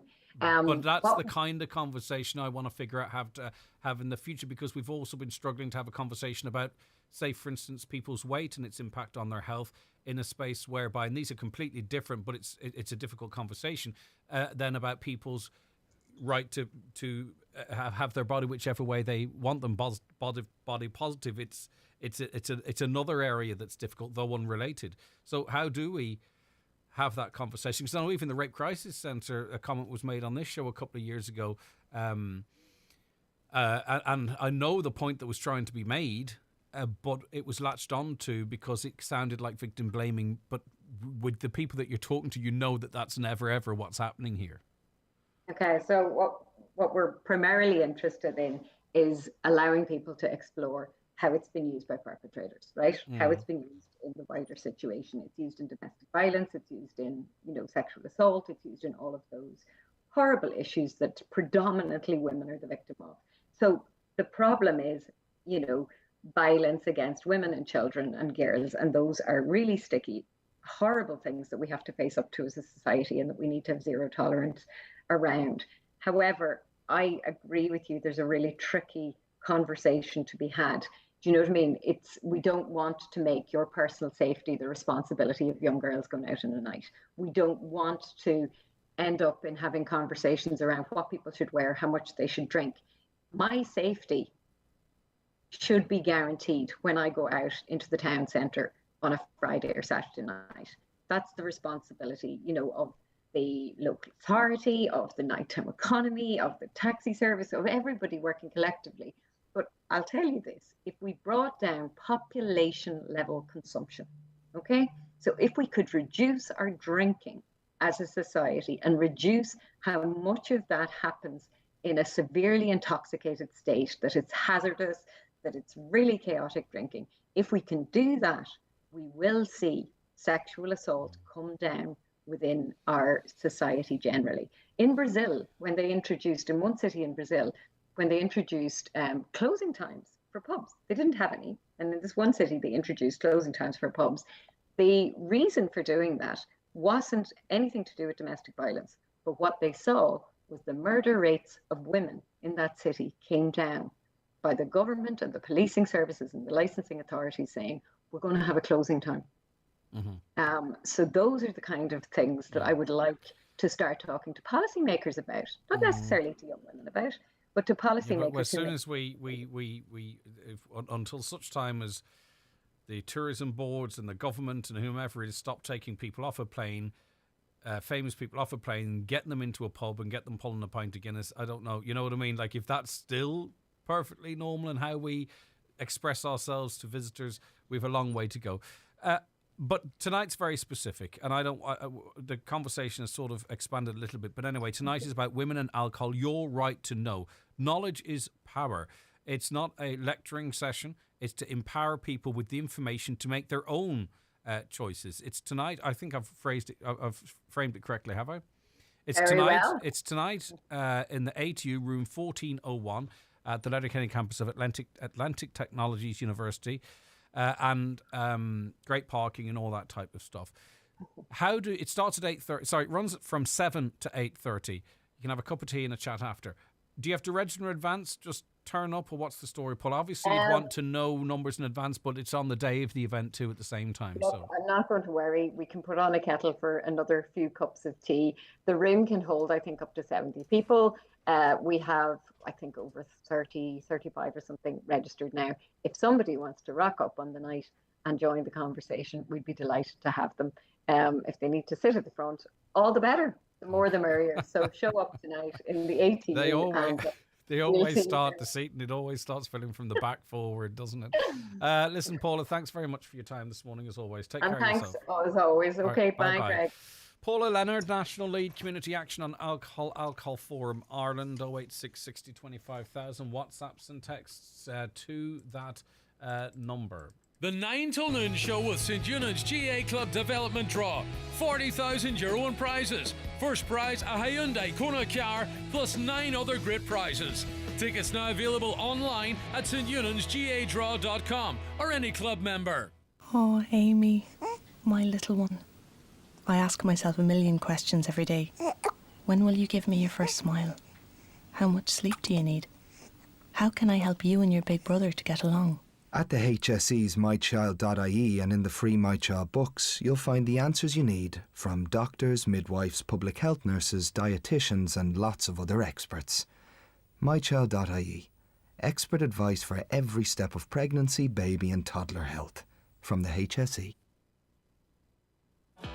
This week at Centra, choose from our amazing mega deals. Like Centra 24 wheat biscuits, 480 gram, only €1.50. Centra soft quilted bathroom tissue, 18 rolls, only €5. And Centra fresh hour strip loin steak, 360 gram, only €7. Smart choices, choose Centra. Centra, live every day. €50,000 to refurbish derelict houses. For more in your Farmer's Journal, here's Paul Mooney. A grant of up to €50,000 will be made available to refurbish one-off rural houses. We reveal the results of our survey of over 1,800 farmers, which reveals low interest in acres, farm organisation ratings and cuts in stock numbers and fertiliser use. What we know so far ahead of next week's budget. And farmers will be included in pension bonus scheme. This week's Irish Farmer's Journal. More than ever, you cannot afford to miss it. Green Shoes in Letterkenny and Fulcara have shoes for every occasion. All your favourite brands, from Una Healy, Tommy Bow and Echo, to Kate Appleby, Marcosi and Skechers, plus many more. Shop LK and One for All gift cards are gratefully accepted in store. Green Shoes in Letterkenny at Market Square and Letterkenny Shopping Centre, Fulcara and online at greenshoes.com. Green Shoes, with the perfect fit for every foot. When you speed on the average journey, you save just 68 seconds. That's just around the time it takes to make a cup of tea. Speed by 10 kilometers per hour on an 80 kilometer per hour road, and you might gain a minute, but you could lose your license, or so much more. Speeding, it's just not worth it.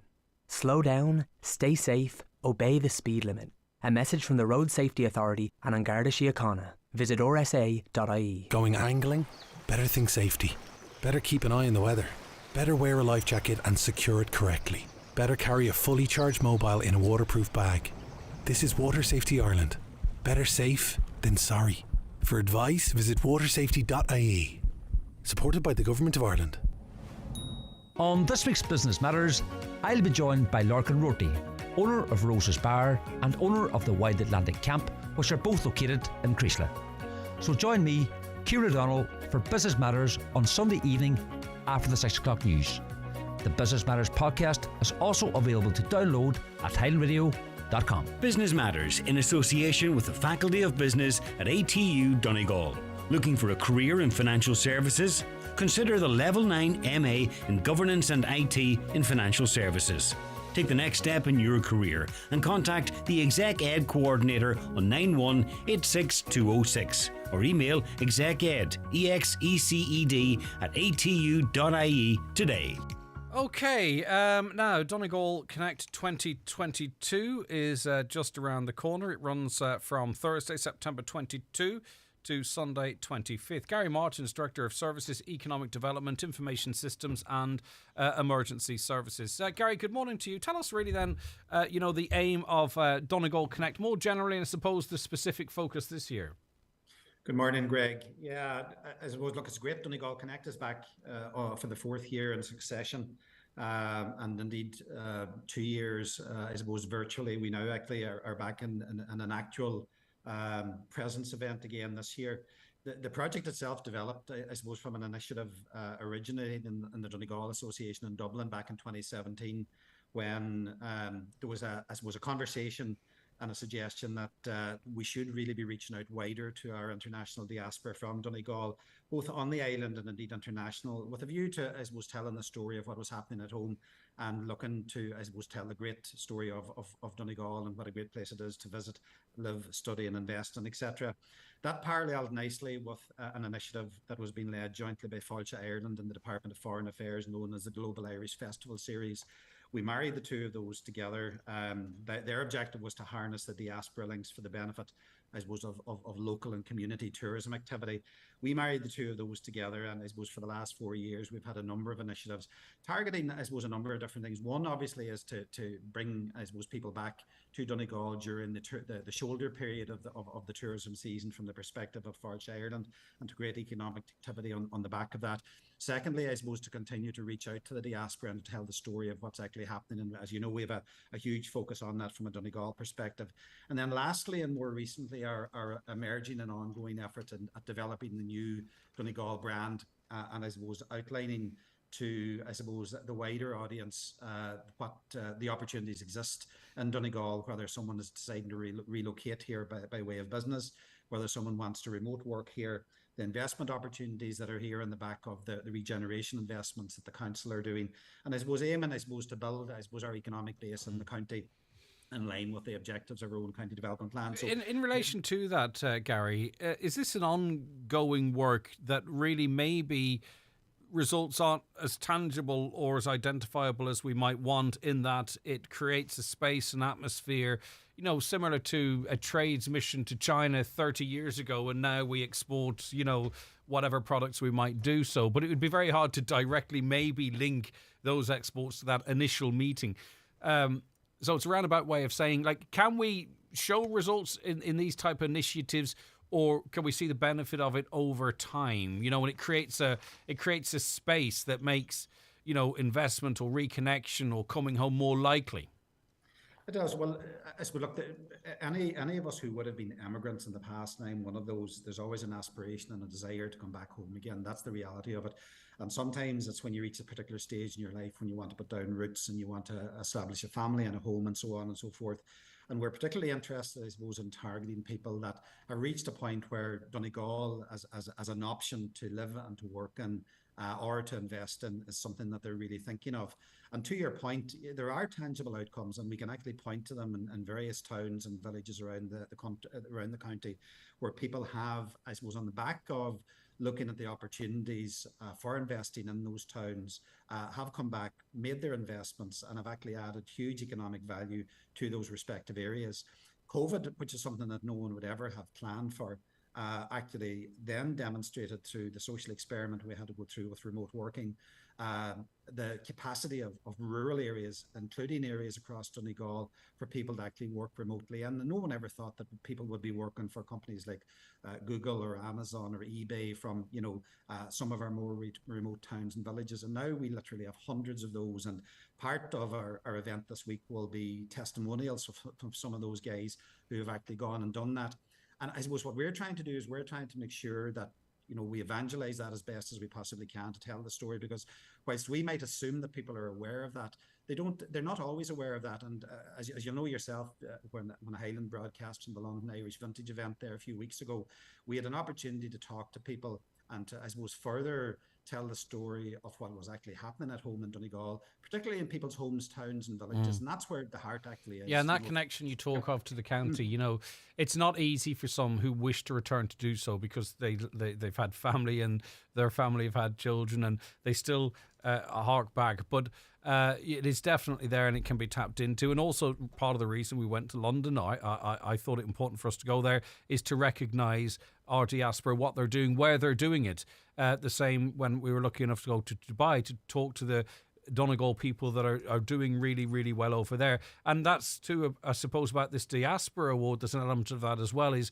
recognising people from our part of the world that have gone abroad or elsewhere in Ireland and are doing really, really well. You know, so we recognise what they've achieved rather than, and it's great if they can come back and spread some of the wealth here, but rather always drawing on them to say, well, fair play to you. And I think sometimes it's nice, and that's why I did it, to go out to where they are and do that.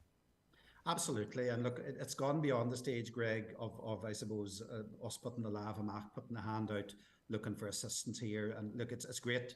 We do work, I suppose, with different, I suppose, entities across the world. We're doing work with Boston City Council at the minute, and they're actually looking at some of the initiatives that our own Education and Training Board have here in Ireland and in Donegal in particular, and developing apprenticeships and traineeships to try to develop initiatives for some of the areas that they have responsibility for to create economic activities. So it's a bilateral engagement in areas where we have, I suppose, strengths and opportunities. And in the same way, when we're talking to the folks out there, we talk to the folks in Harvard and MIT and UMass to identify opportunities that might exist in the areas that they're working very strongly on, such as innovation. And we have strong aspirations and intents for that in Donegal as well, to create a really, really innovative economy, supporting new 21st century employment. And we want to learn from them in relation to that. But it is bilateral, and it's very much about creating that brand and recognition of where we stand in Donegal. And initiatives such as Donegal Connect is a really, really good platform to be able to do. And of course, often I might, in my question, focus on, maybe IT or other types of business that can be done remotely. But we now need and will need more than ever people with different skill sets, people with trades and what have you, to see a return to Donegal as a positive option, because there's going to be an awful lot for them to do, we would expect and hope. Right, finally, Gary, from a listener's perspective here, a lot of the work is ongoing, but is there any activities we can engage in, or any information resources that we could be looking at over the next couple of days?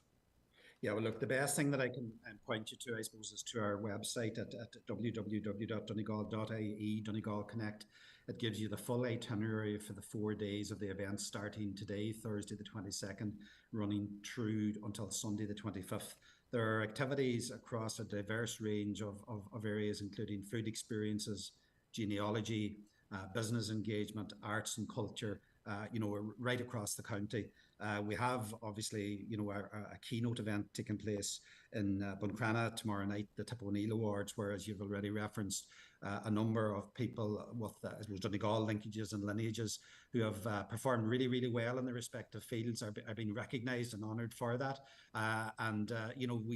We're very, very proud of people who have those Donegal connections, who never forget where they've actually come from, and are very generous in sharing that back with us again and recognising them as part of these awards. And we're really looking forward to that event that's taking place at the Inishowen Gateway Hotel tomorrow evening as well. All right, and there's the Inishowen Carnival Group. They're presenting a carnival trail at Swan Park on the evening of the 24th. That is the day after tomorrow, and it'll feature exciting carnival props, illuminations, geometric light sculptures and live performances. All right, Gary, thanks for your time this morning. Thank you, Greg. All right, bye-bye. Gary Martin, Director of Services, Economic Development, Information Systems and Emergency Services with DCC. Would you like to win a Hyundai Kona car? Well, that's the first prize in the St. Eunan's GA Club Development Draw, who are sponsors of this week's 9 till noon show. There's 9 other great prizes, and tickets are now available online at steunans.gadraw.com or any club member. Does any baby actually sleep like a baby? You'll find expert advice on sleeping at mychild.ie from the HSE. To get that job done, call Gortley Sales and Hire in Letterkenny. Generators, portaloos and lighting towers. Also diggers, dumpers, rollers and much, much more. With short-term, long-term and weekend special rates available. Call Gortley Sales and Hire on 91 26 276. We all know everyone's bills are going up. So maybe it's time to say goodbye to those other supermarkets. At Lidl, we always help to make your full shop cost less. So hopefully, it's one less worry. Because when you go full Lidl, you'll have the freedom to shop without compromise and pay less. So go on, go full Lidl today. Paying less when compared to other supermarket retailers when shopping like-for-like products on pro-rata prices. See lidl.ie/go full Lidl for more. He's not sure where to stand. He doesn't know a single rule. This game isn't familiar. Neither are his teammates. He's outside of inside jokes. And inside, he's shaking. He's learning how to solo. He's starting to feel like he's not alone. His local club welcomed him in like one of their own. He is one of their own. He's a newcomer, and he belongs where we all belong. GAA, where we all belong.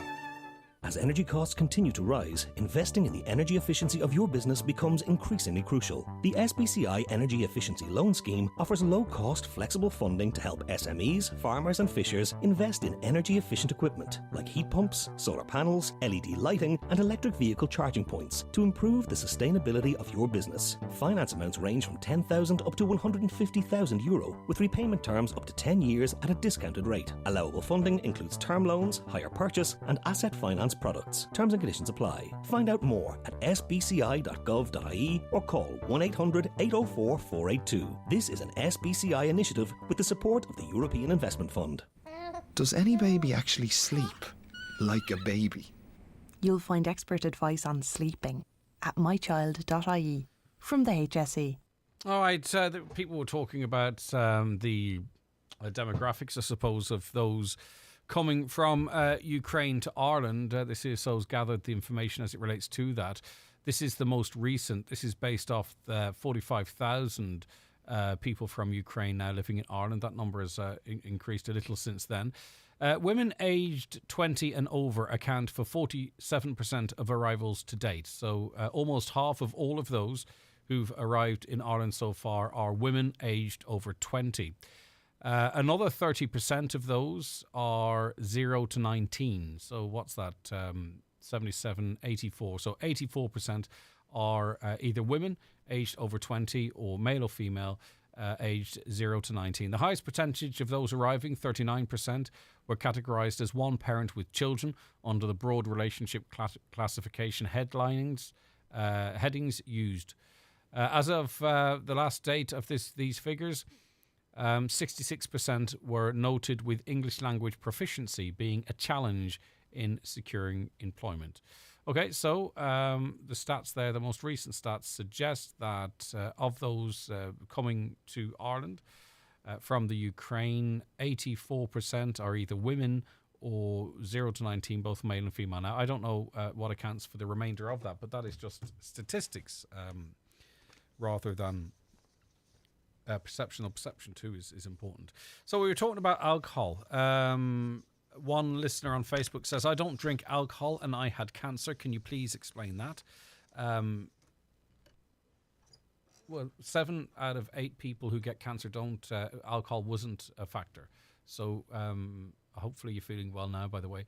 7 out of 8 people who get cancer, breast cancer, women, alcohol isn't a factor. So that's how we would account for that. Soap operas by 2 hours each night has a big influence on people's habits, whether good or bad, which became the norm. Plenty of alcohol drinking on these all before the watershed and before that too. And I've moaned about it on this programme before.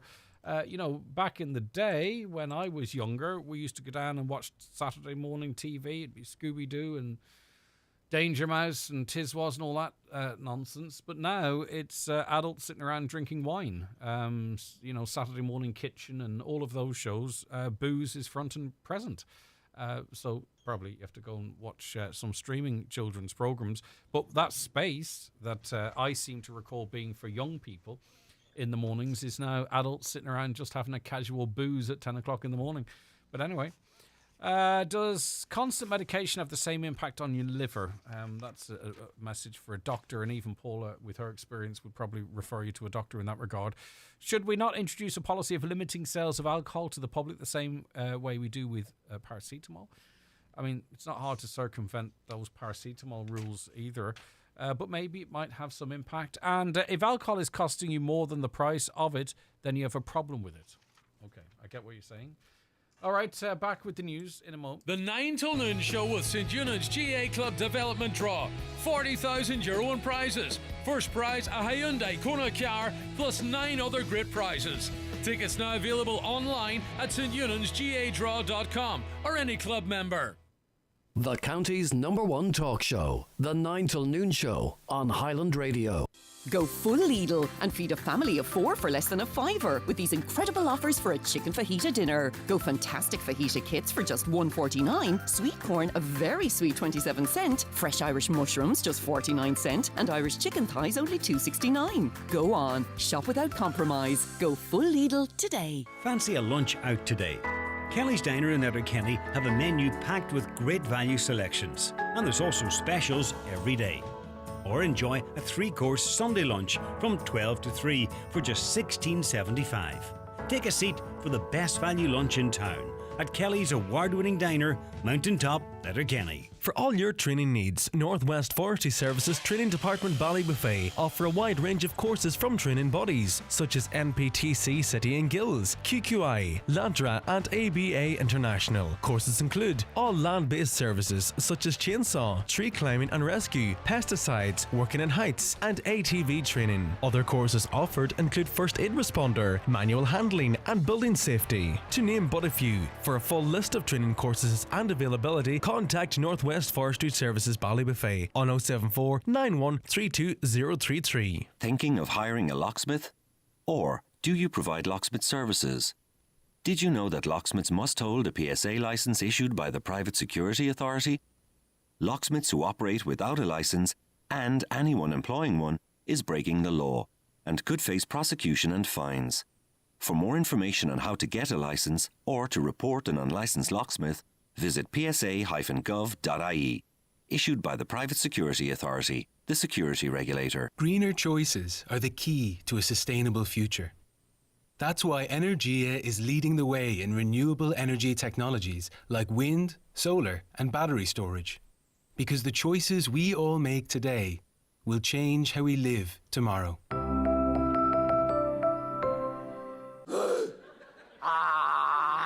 Hello everybody, it's me, Tommy Tiernan. I'm playing the Mount Erigal Hotel on Saturday, the 1st of October with my brand new stand-up comedy show, Tom Foolery. Tickets are £35 from ticketmaster.ie. Don't you dare miss it. We'll see you down the road. Good luck.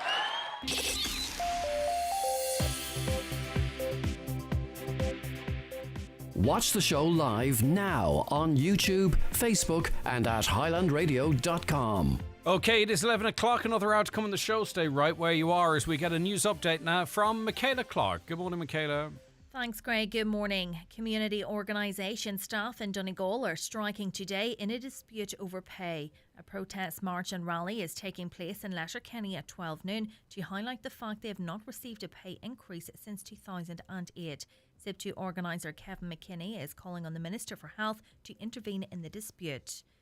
Catholics have outnumbered Protestants in Northern Ireland for the first time. The latest Census 2021 results, which have just been published, show 45.7% of the population are now Catholic, while 43.5% are Protestant or another Christian religion.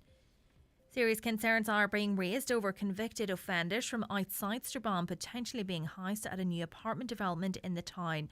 Arc Housing Association has previously stated that the housing on Main Street will not be used to specially accommodate individuals with convictions of a minor or serious nature. Councillor Raymond Barr, however, says discussions with the Housing Association has failed to allay fears. The HSE's Chief Clinical Officer says catastrophic conditions in hospitals this winter are not inevitable. It's feared a twindemic of high COVID and flu case numbers could lead to further overcrowding in hospitals.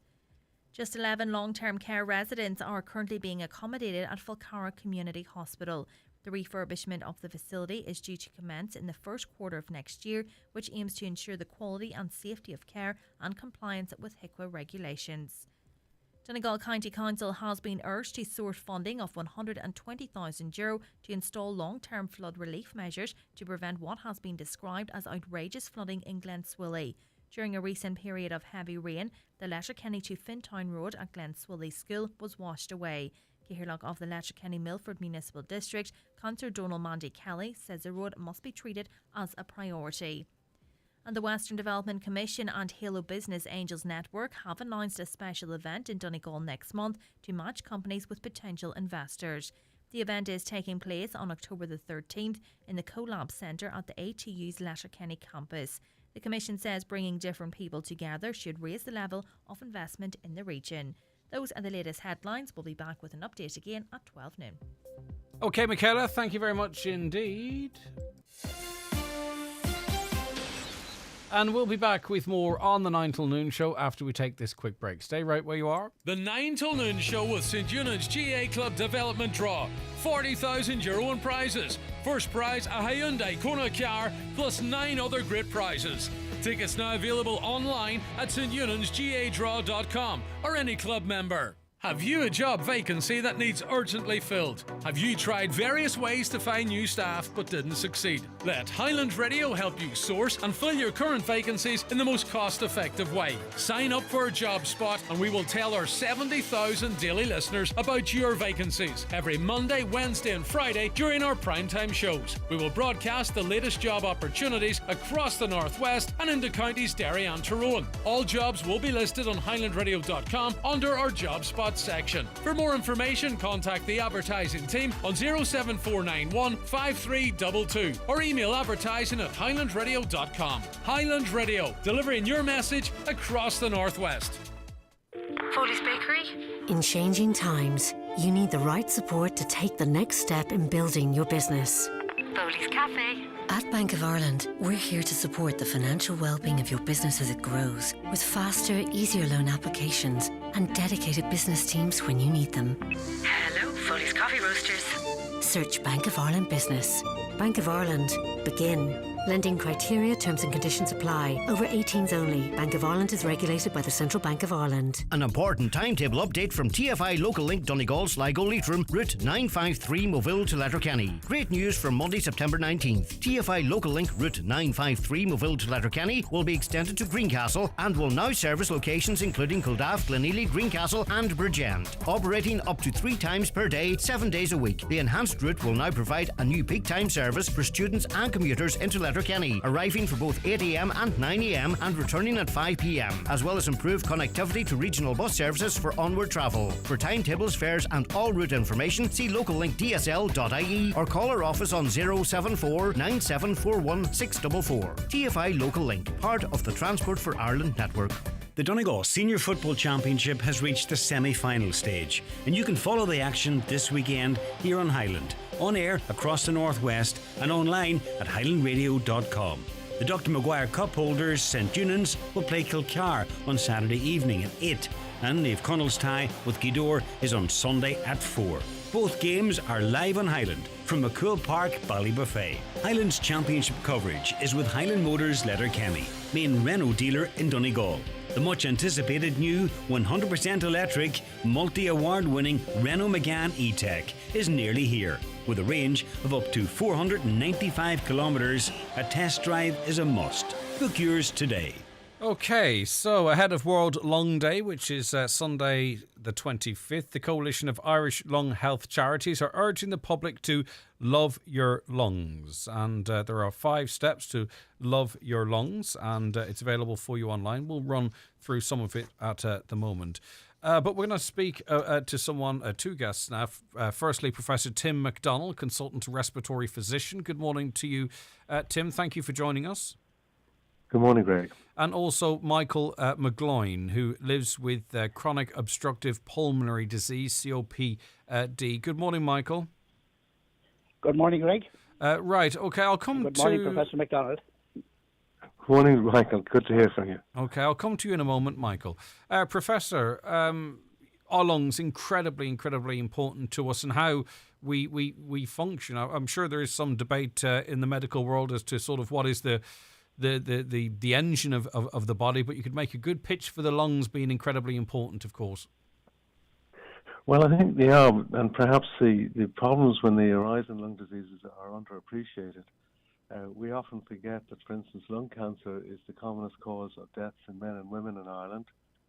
Asthma is a very common problem, but it's often under-realised that it can be a very significant problem. One death a week occurs in patients who've got asthma, and as these patients tend to be younger patients, that is a very significant tragedy.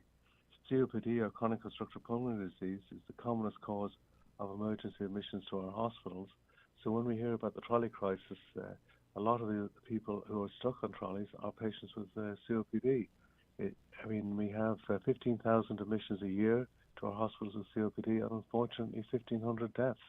How much of it is within our power to, I suppose, best prevent, some of these conditions for our lungs, and how much of it is just, always going to be present in the population? Well, I think we can do a lot to prevent these disorders, and more importantly, perhaps better treat them.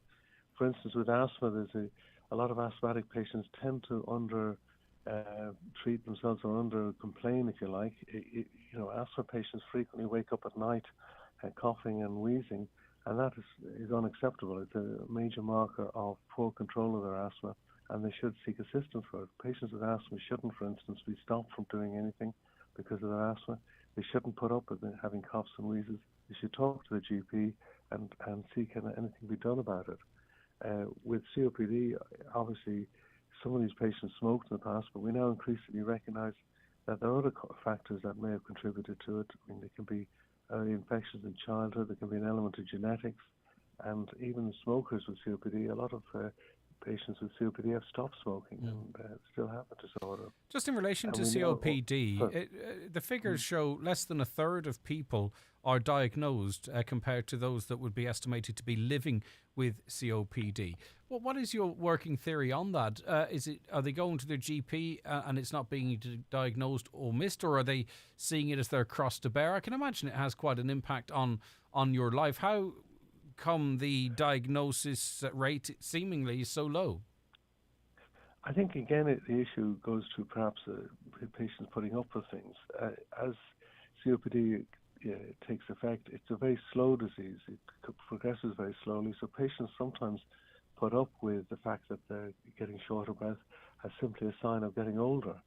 And, they just decide that their breathlessness is just due to an aging factor, when in fact it's something else. So again, if you are getting short of breath, particularly if you've got risk factors like smoking, you should go and talk to your GP about getting assessed for this. Similarly, the other thing is that the other major symptom that COPD patients have is chest infections, particularly in the winter. And sometimes, again, they can be dismissed a little bit as just being winter infections. If you have risk factors for COPD, particularly, again, if you're smoking, and if you're getting chest infections, seek help from your GP and inquire whether you could possibly have COPD. It is one of those diseases that the sooner it is identified, the better. You could say that, I suppose, of all diseases, but COPD is one that you don't want to put down to something else. You want to be getting any care that is available as soon as it's possible. Yeah, again, the treatment has improved significantly over the last 10 years or so, and patients can do an awful lot better if they're put on the appropriate treatment and if they're given other advice. One of the issues in the Love Your Lung campaigns is exercise. We know how important exercise is for patients with COPD, and again, encouraging people with COPD to get out and exercise, in addition to taking their medication, in addition to taking their vaccines, can be hugely important in preserving their general health. Yeah, and in relation to, I presume, obstructive sleep apnea, some might categorise that as snoring, and I think there is just sort of a jovial attitude towards snoring, a bit of banter and stuff, and even in recent storylines and soap operas, it's played for comedic value, but it is something people should not ignore. Yeah, obstructive sleep apnea is very much under-recognised. It has become more of a problem, particularly as people tend to be a little bit more overweight these days. And what the symptoms to look out for here are excessive sleepiness during the day. If you are finding it difficult to keep awake at particular times of day, and if you're falling asleep in socially inappropriate circumstances, it's perhaps possible that you've got obstructive sleep apnea. Mm-hmm. And other clues can be if your partner complains. Obviously, snoring is pretty common, but particularly an irregular pattern of breathing at night. Patients with obstructive sleep apnea often slow down in their breathing and then start off again with a very, very loud snoring type effect. So if you've got any of those sort of symptoms, again, talk to your GP about getting assessed for obstructive sleep apnea. Alpha-1 antitrypsin deficiency. Help me out here.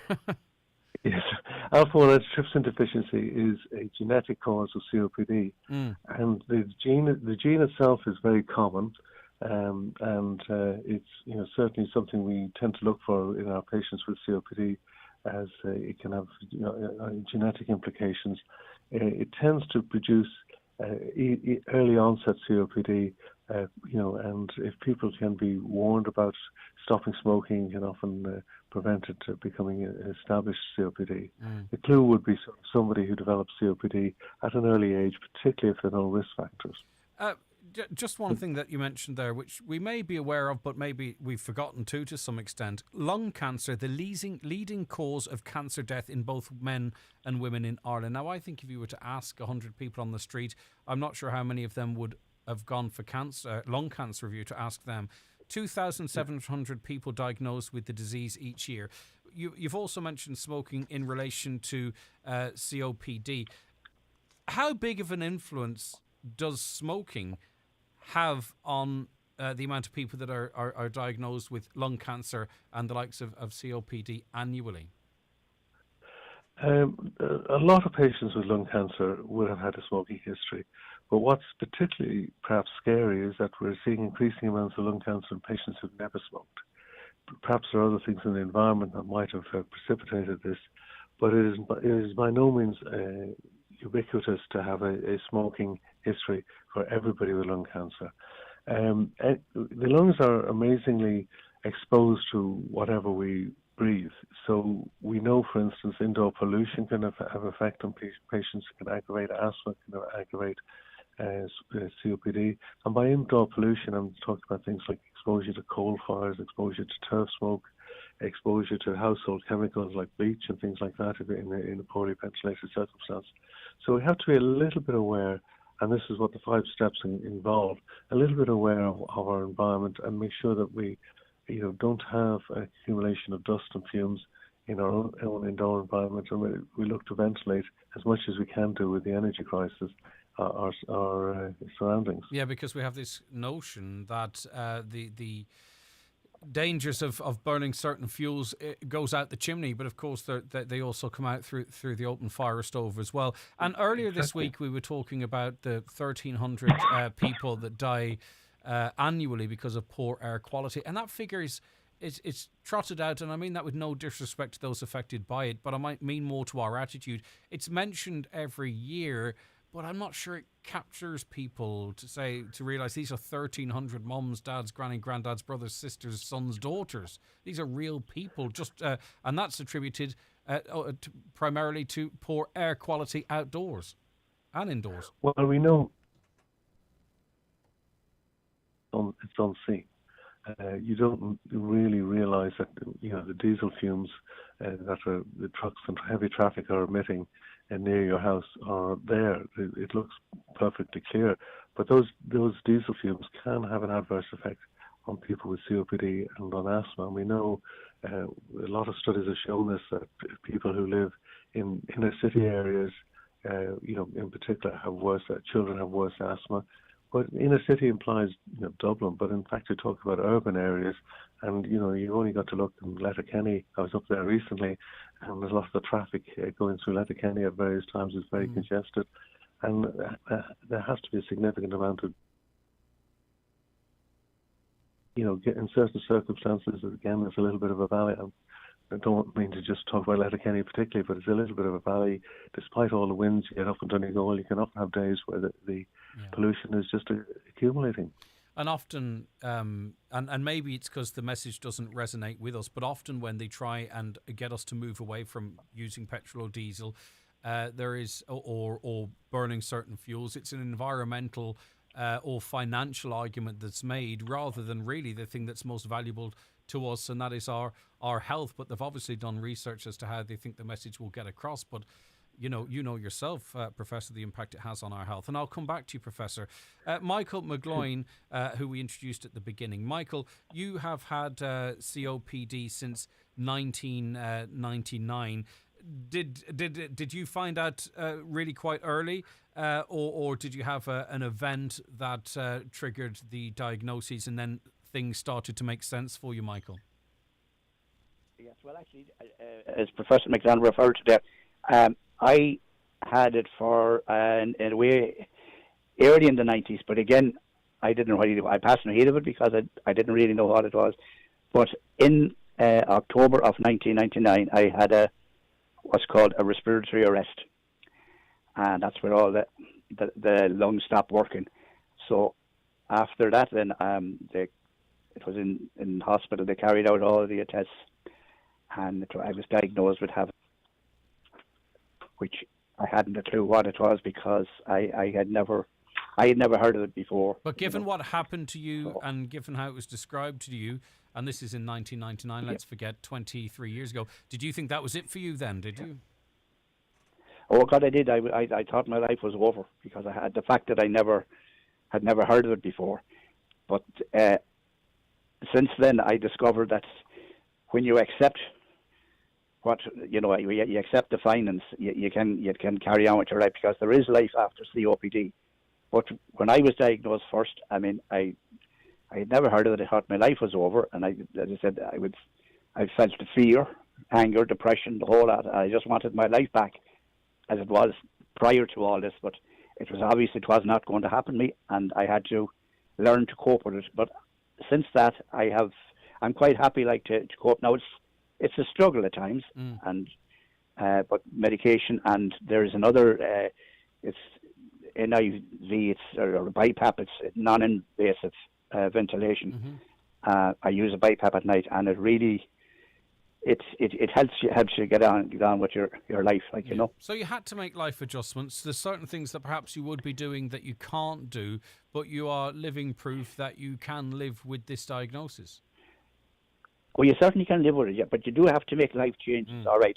And some of them are not good. I mean, a lot of people now refer to gardening and that, and I was quite good at that as well.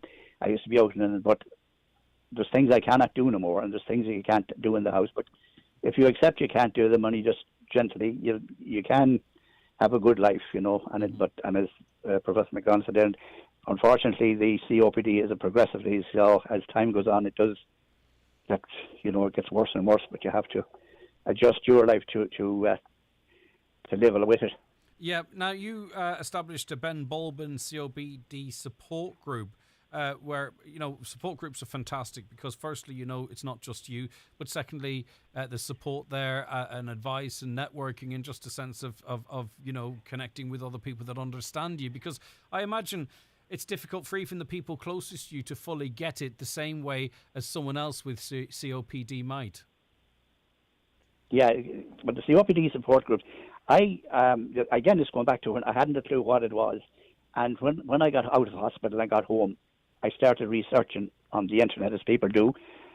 But at that time, way back, there was very, very little. There was actually nothing at all in Ireland. I found any information I was getting was from the UK and from America. So I decided, I said to myself, well, it's time there was a little bit of information here. So that's when I started getting I set up a support group as well, and I got the first website, COPD website. Now, since that, we have support groups has grown around the country. There's one in Letterkenny, and there's one in the west of Donegal as well. And I think there's 39 of them around the country now, and they all offer support to patients like myself, which it's such a relief when you go to a meeting and you have maybe, depends on the numbers you have, you could have 20, 30 people there, and I have COPD, and oh God, you have that. Yeah. And you realise you're not on your own, and you can compare your stories and your whatever happens to your incidences and all that kind of thing. And what we do is we bring in health professionals, and they give a presentation, and they do have a question and answer. And then as well as that, what we do, we have a kind of we do have a day trip out, and we do have a Christmas meal and all that kind of brings people together, and we can. And we've spoken to some of the reps from those local support groups as well. Michael, listen, thanks for giving us that insight. I appreciate it greatly. No, thank you very much. Okay, thank you, Michael. Professor McDonald, before I sort of maybe get some parting advice from you, I don't think it is almost somewhat unique here in Donegal at the moment with the crisis we have with mica and people trying to keep their houses warm and what have you. The presence of black mould and mould inside the homes, and it's come up now and again, and it's just maybe a good opportunity for me to ask a consultant respiratory physician, is that harmful to lungs? Because there's no lot of parents that are moving children out of rooms with this black mould and other mould inside bedrooms. Is that something that people should be aware of? Is that damaging to one's lungs? Mold can be very damaging, indeed. It's one of the questions that I would routinely ask of my patients with asthma. Is there mold in the house? Because we know it can aggravate asthma, it can induce asthma, and it can also produce other forms of lung disease, such as hypersensitivity, pneumonitis. Your listeners will be familiar with a disease called farmer's lung. That is produced by a mold that grows on damp hay. We don't see it as much nowadays with silage, but older farmers would certainly have been aware of it. So yes, mold can be very damaging. It obviously depends a little bit on the mold, but if you're growing mold on the inside of your house, that is not a good thing. Okay. Thank you for that, by the way. That's an important question answered. Right. So what I mean, the what I'm getting from you, and you can add to this, is that if you stop smoking, please do everything you can to try and avoid it. But also, any respiratory condition, don't put it down to something else. Don't trust Dr. Google. Get along to your GP. Be frank, open, and honest. And if there's something going on there, get treatment, get an early intervention as much as possible. Is that it? And anything else to add, Professor? No, I think we should also mention just vaccines are hugely important. COVID is very topical at the moment, but every year you got the flu vaccine comes around. Patients with COPD and chronic lung disease should also get the pneumonia vaccine. And then I think watch what you eat. Try not to put on too much weight if you have lung disease.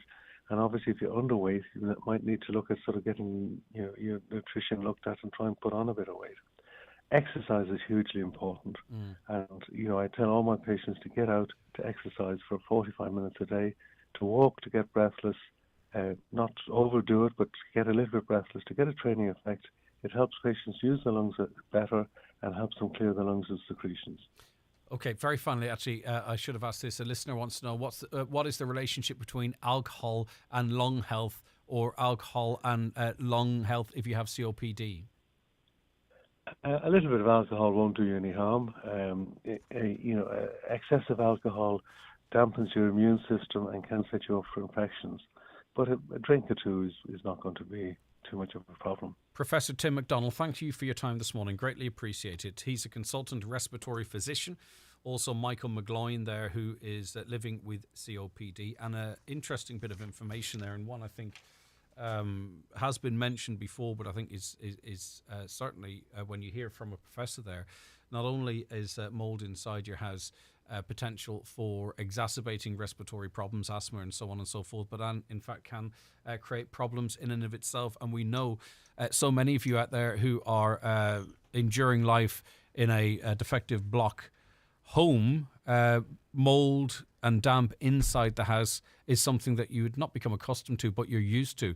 And not wishing to... I want people that make decisions, politicians, the council, whoever needs to speed things up here to hear that. Okay, I think people living in the homes, I don't want to add to any anxiety. I don't want to create any panic, but I think those who make decisions, right, and those who can speed this up or make it right need to hear that another problem of living in a defective block home where there is damp and mold present inside is the impact it can have on people's lung health. Okay, really, really important, I think.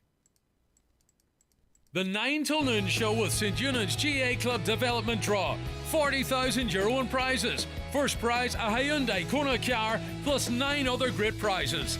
Tickets now available online at steunansgadraw.com or any club member.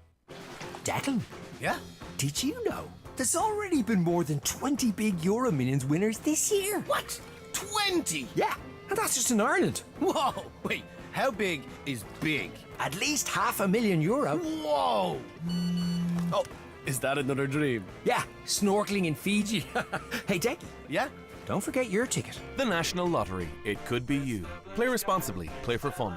Euro Millions and Euro Millions Plus wins between January and September 2022. Text or WhatsApp your view to Greg on 086 60 25,000. There are many reasons people are switching to Clear Mobile. Serious deal. Simple as. Customer service is A1. Great coverage. There you go. Unlimited calls, texts and data with 99% 4G population coverage from $12.99 a month for a limited time. You clear? They are. Switch today at clearmobile.ie. 30-day contract. Activation fee and fair usage applies. Max data speed 5 megabits per second. $12.99 subject to eligibility. Offer ends 30th of September 2022. See clearmobile.ie for terms. Is your Skoda a little older? Pre-loved, perhaps? What adventures, I wonder, did it have in the past? Another family, another life, bright city lights, or a quiet country existence seeing Ireland's best sights? We don't really need your car's story.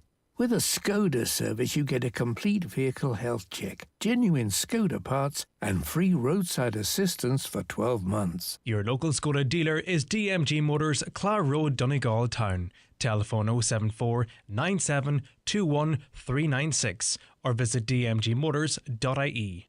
Whether you're travelling for business or leisure, fly local and choose City of Derry Airport. For a convenient, friendly and reliable service, choose City of Derry Airport. Direct flights to London Stansted, Liverpool, Edinburgh, Glasgow, Manchester and Majorca. Book now at cityofderryairport.com. Voted the #1 airport in Northern Ireland.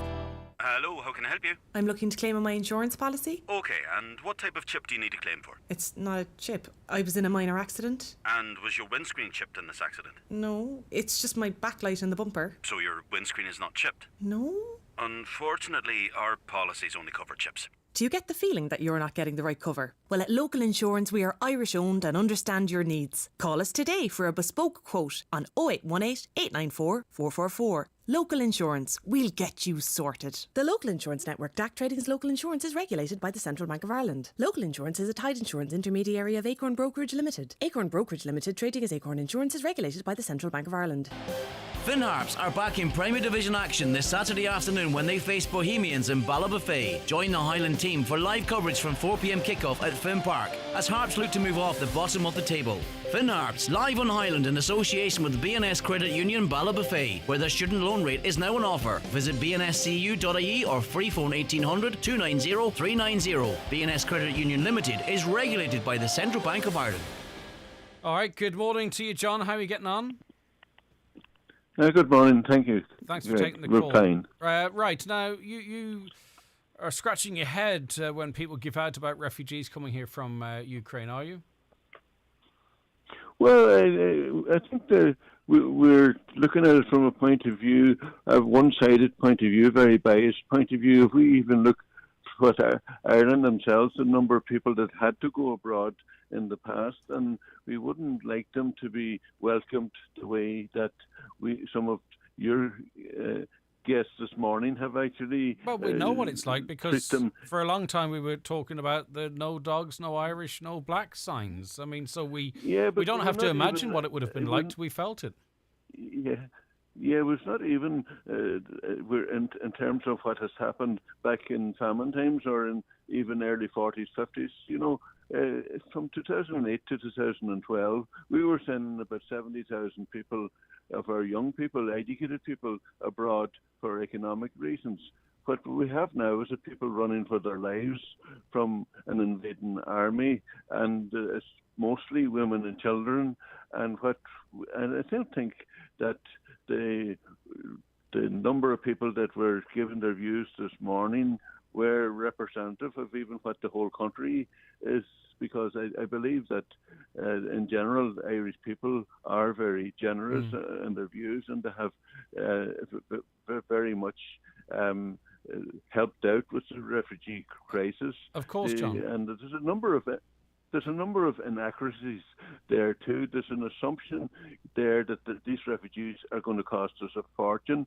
In reality, whether they come or not, they're going to cost us a fortune because we pay into one central fund in Europe, and basically whether those refugees are in Germany or in Ireland, it's the same thing it's going to cost. In fact, there's a benefit to have them here because they use up accommodation that mightn't have anything going for the winter here. We would have hotels maybe closed. Yeah, but just in relation to that, John. Closed. In relation to that, John, personally, right? I don't think most of the anger out there, let's call it anger or upset or disquiet, is because Ukrainians are coming here. I think it's how it's been handled. You know, when you've got houses that were earmarked for social housing, now housing refugees, when you've got long-term renters being asked to lose, just let me finish the point, John, because I really want to hear what you have to say. When you've got long-term accommodation, people being thrown out of that, and rooms being stacked with bunk beds to accommodate refugees, when you've got hotels which, although they might be quiet, they do generate footfall. Local businesses and people employed in those hotels may no longer have that option. When you have people who can't get school bus places, yet you can come here and you'll be very well looked after. Can you not understand that maybe it's not that the Irish people don't remember what it was like to be in that situation? It's just that, and the government recognised this was happening, John. It's the way it's been handled has made people feel that it's unfair and that they are worth less. And is that not an understandable human emotion? It is, but I would argue very much that the anger is directed in the wrong direction. What really there's nobody denying, but that we have a housing problem here in Ireland. The difficulty is that is not as a result of refugees coming here. That is a result of poor government policy on housing down the years. In actual fact, if we look at what they have done, we say take the Lake of Dublin, they have encouraged all the services and all the people to go to the Lake of Dublin where there isn't enough houses for them. They have bent over backwards to facilitate developers and vulture funds. Stopped people building on their own land as well. Yeah, and they've basically stopped people out in the country from building on their own land. So they have created a housing problem. We had a housing problem in the 1940s here, and basically the government at the time sorted it out by building a lot of county council houses. We had a housing problem here in like 2019, and since the crash, in inverted commas, very, very few houses have been built. We read today that in East Donegal, Ballabafey, Snola area, just 19 units of social housing have been built in the last number of years. And I've said exactly what you've said on this programme a number of times, John. And, you know, to some extent, it might suit the powers that be for anger to be directed at Ukrainian refugees and not at the people who actually made these decisions, the people that make it profitable to throw people out of a house, okay, and to make it more profitable to house refugees. I don't think many of us would like to live 5 or 6 to a room either in a semi-detached. But they've made it so profitable that house has been taken from the general rental market, and so have the Airbnbs and so on. Well, but you're going to have a housing problem if you have people in charge who may have 11 houses themselves and forget that they have them or to declare them. You know, that's part of the problem in that it's not, refugees are not causing our housing problem. Our housing problems are long before there was refugees. Our housing problems is caused by poor government policies on housing, and that's basically, we haven't built enough social housing, and we are basically allowing developers to make a fortune to buy land. Can I, with respect, add to that with a statistic? How bad must it have been here when a population increase? Now, the population fluctuates up and down, and as you mentioned, and it's a really good point, 70-odd thousand Irish people heading away because of emigration. But how bad must this country have been when an increase in the population of less than 1%, which is what the population has increased regardless of the gender or makeup of the Ukrainian people that have come here, less than 1% the population has increased by, and look at the chaos and the drama it's caused. That's crazy. To me, that's crazy. Yeah. If it was 15 or 20%, I'd say, wow, like in Poland. But here, our population has increased by 1%, and you'd swear the country's about to collapse. Yeah, but the part of the problem is there is a decrease in population in some areas, and the population has been all enticed to go into built-up areas where there isn't enough accommodation for them. There's some townlands out in the country where there would be as many as 50% of the houses would be vacant, and there's nobody living in them, and that's our problem. And our problem is that we have put all our education and everything into Dublin, and our work is mainly based there as well, or the larger towns in each county, and there's a shortage of houses. Yeah, but there's still exactly. But even there's a shortage of houses even to deal with remote working, let alone anything else. Like, so forget the war in Ukraine. Not forget. You know what I mean. I don't mean that disrespectful. But we actually don't have adequate housing to accommodate remote working. John, it's been a pleasure speaking to you. I have to move to the next caller. Thank you for your time and your points. Very well made. Would you like to win a Hyundai Kona car? Well, that's the first prize in the St. Eunan's GA Club Development Draw, who are sponsors of this week's 9 till noon show. There's 9 other great prizes, and tickets are now available online at steunensgadraw.com or any club member. €50,000 to refurbish derelict houses. For more in your Farmer's Journal, here's Paul Mooney. A grant of up to €50,000 will be made available to refurbish one-off rural houses. We reveal the results of our survey of over 1,800 farmers, which reveals low interest in acres, farm organisation ratings, and cuts in stock numbers and fertiliser use. What we know so far ahead of next week's budget, and farmers will be included in pension bonus scheme. This week's Irish Farmer's Journal. More than ever, you cannot afford to miss it. Make big savings in the final clearance sale at Watson Menswear Letterkenny. Like top label polo shirts, jackets and fleeces, just $24.95. Or get 2 for €40. Casual shirts and knitwear for $29.95. Or 2 for €50. A selection of super dry, now half price. There's also 25% off selected suits and many more great savings in every department. In the final clearance sale at Watson Menswear, Main Street, Letterkenny. Since she got her free hearing aids with her PRSI at Specsavers, Roisin is a changed woman. Music has never sounded better, and that makes her dance. And dance. And dance. Her singing, though, well...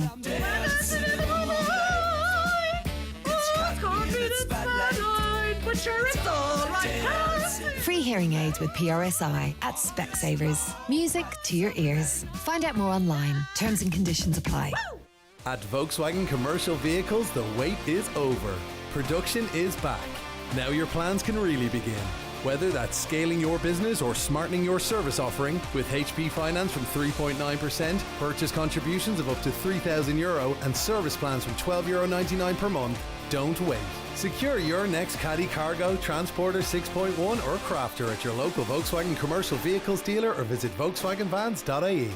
Be ready to really deliver. Offers for business customers only. Finance provided by way of hire purchase agreement from Volkswagen Financial Services Ireland and subject to lending criteria. Terms and conditions apply. Call into Connolly's Volkswagen Letterkenny today or visit connellys.ie to book a test drive. Okay, Mary, sorry for holding you. I really appreciate your time. Mary Cole, manager of Ncbi Bingo in Gweedore. Good morning to you. Good morning to you as well. Right, now we had this unfortunate but not unfamiliar situation where a deer had been found shot and dismembered. And I'm not sure if it was dismembered by whoever shot it or other wildlife. But this happened at Rampa in Crawley, is that right? Yeah, it is. It's actually between Gweedore and the Rosses. It's walkways that were established by the centre here by Ncbi Bingo in conjunction with Donegal County Council.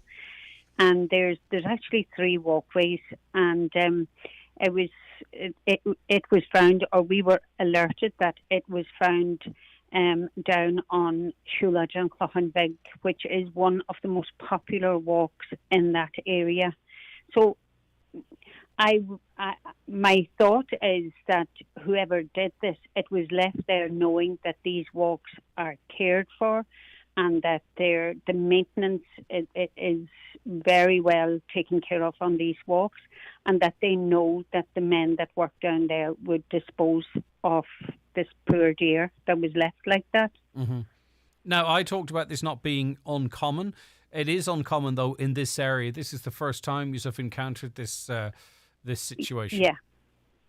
We do have a lot of deer. We do have, I live along that stretch myself, and we do have a lot of deer. But this is the first time that this has happened, that somebody's actually left this deer in that state on the walkway. Now, the walkway is used. We have a beautiful picnic area down there. We have a little fairy walk. We have done so much with that walk to entice families to use the walkway, and to leave that there knowing that children would be using that walkway was, you would just wonder why somebody would do that. Yeah, now obviously, there's people out there who don't think we should be controlling the deer population, but it does happen. People are licensed and they're allowed to do it in certain circumstances and in certain times and what have you. This would indicate, though, that it's not those who would engage in that in a legal way that were responsible, because firstly, it wouldn't be common practice to shoot, dismember and leave a deer in this type of location. So it may be some sort of, hunting tourists from outside the area perhaps would be the likely candidates to be responsible. We're not really sure who would do this. Normally, as you say, if people are into this sort of thing, that they would, dispose of the deer in a proper manner. It's just this is very uncommon for it to be left like this, and I suppose what we're trying to do is appeal to whoever did this, or if anybody would know who would do this sort of, or who did this sort of thing, to let us know, because it's very unfair to do that and to leave it in this manner for everybody to see. Especially given the effort that was put into making this such a beautiful and popular space, which I'm sure during the pandemic became even more valuable to locals and visitors. It was a fabulous walkway that was, not that it was the best kept secret, but not a lot of people knew it was there. But during the pandemic, the numbers grew and grew, and so many people used the picnic area. It was a lovely place to go for families, and it was. And since then, since even the restrictions have been lifted, a lot more people are using these walkways, and I suppose we now have a tourist app, and the walkways are to be found on that. So a lot more people are using the walkways. But this is just, it is disgraceful that a deer would have been left like this. And the poor deer, and how the disrespect with which it was treated. Thankfully, you were told quickly and you got people down there to remove the deer right of way. So hopefully as few as possible of the public were exposed to this site. It is a once-off, so people should not be discouraged to visit this area. You mentioned an app for those who it still remains a secret. Mary, what is the name of the app? Do you welcome people to download it and explore the area? Oh, I do indeed. The app is called Guidor or Guidor, and it's available on iOS or Android, and you can download the app, and it shows everything that is beautiful here about Guidor, and anybody that wants to visit. It's a free app, and it can be downloaded, and it just tells everything we have in the area and how to access the services that we have here. Right. And the walkways are part of this app. Okay, well done. We'll get that downloaded. Guidor, download it from Apple or Android and explore. Mary, nice to finish on a positive note. Thank you so much for your time this morning. I appreciate it. Okay. Take care. That's Mary Coyle, manager of Ncbi Bingo in Guidor, and we'll be back with more after these. Your comments on the way. The 9 till noon show with St Eunan's GA Club Development Draw. €40,000 in prizes. First prize, a Hyundai Kona car, plus 9 other great prizes. Tickets now available online at steunensgadraw.com or any club member.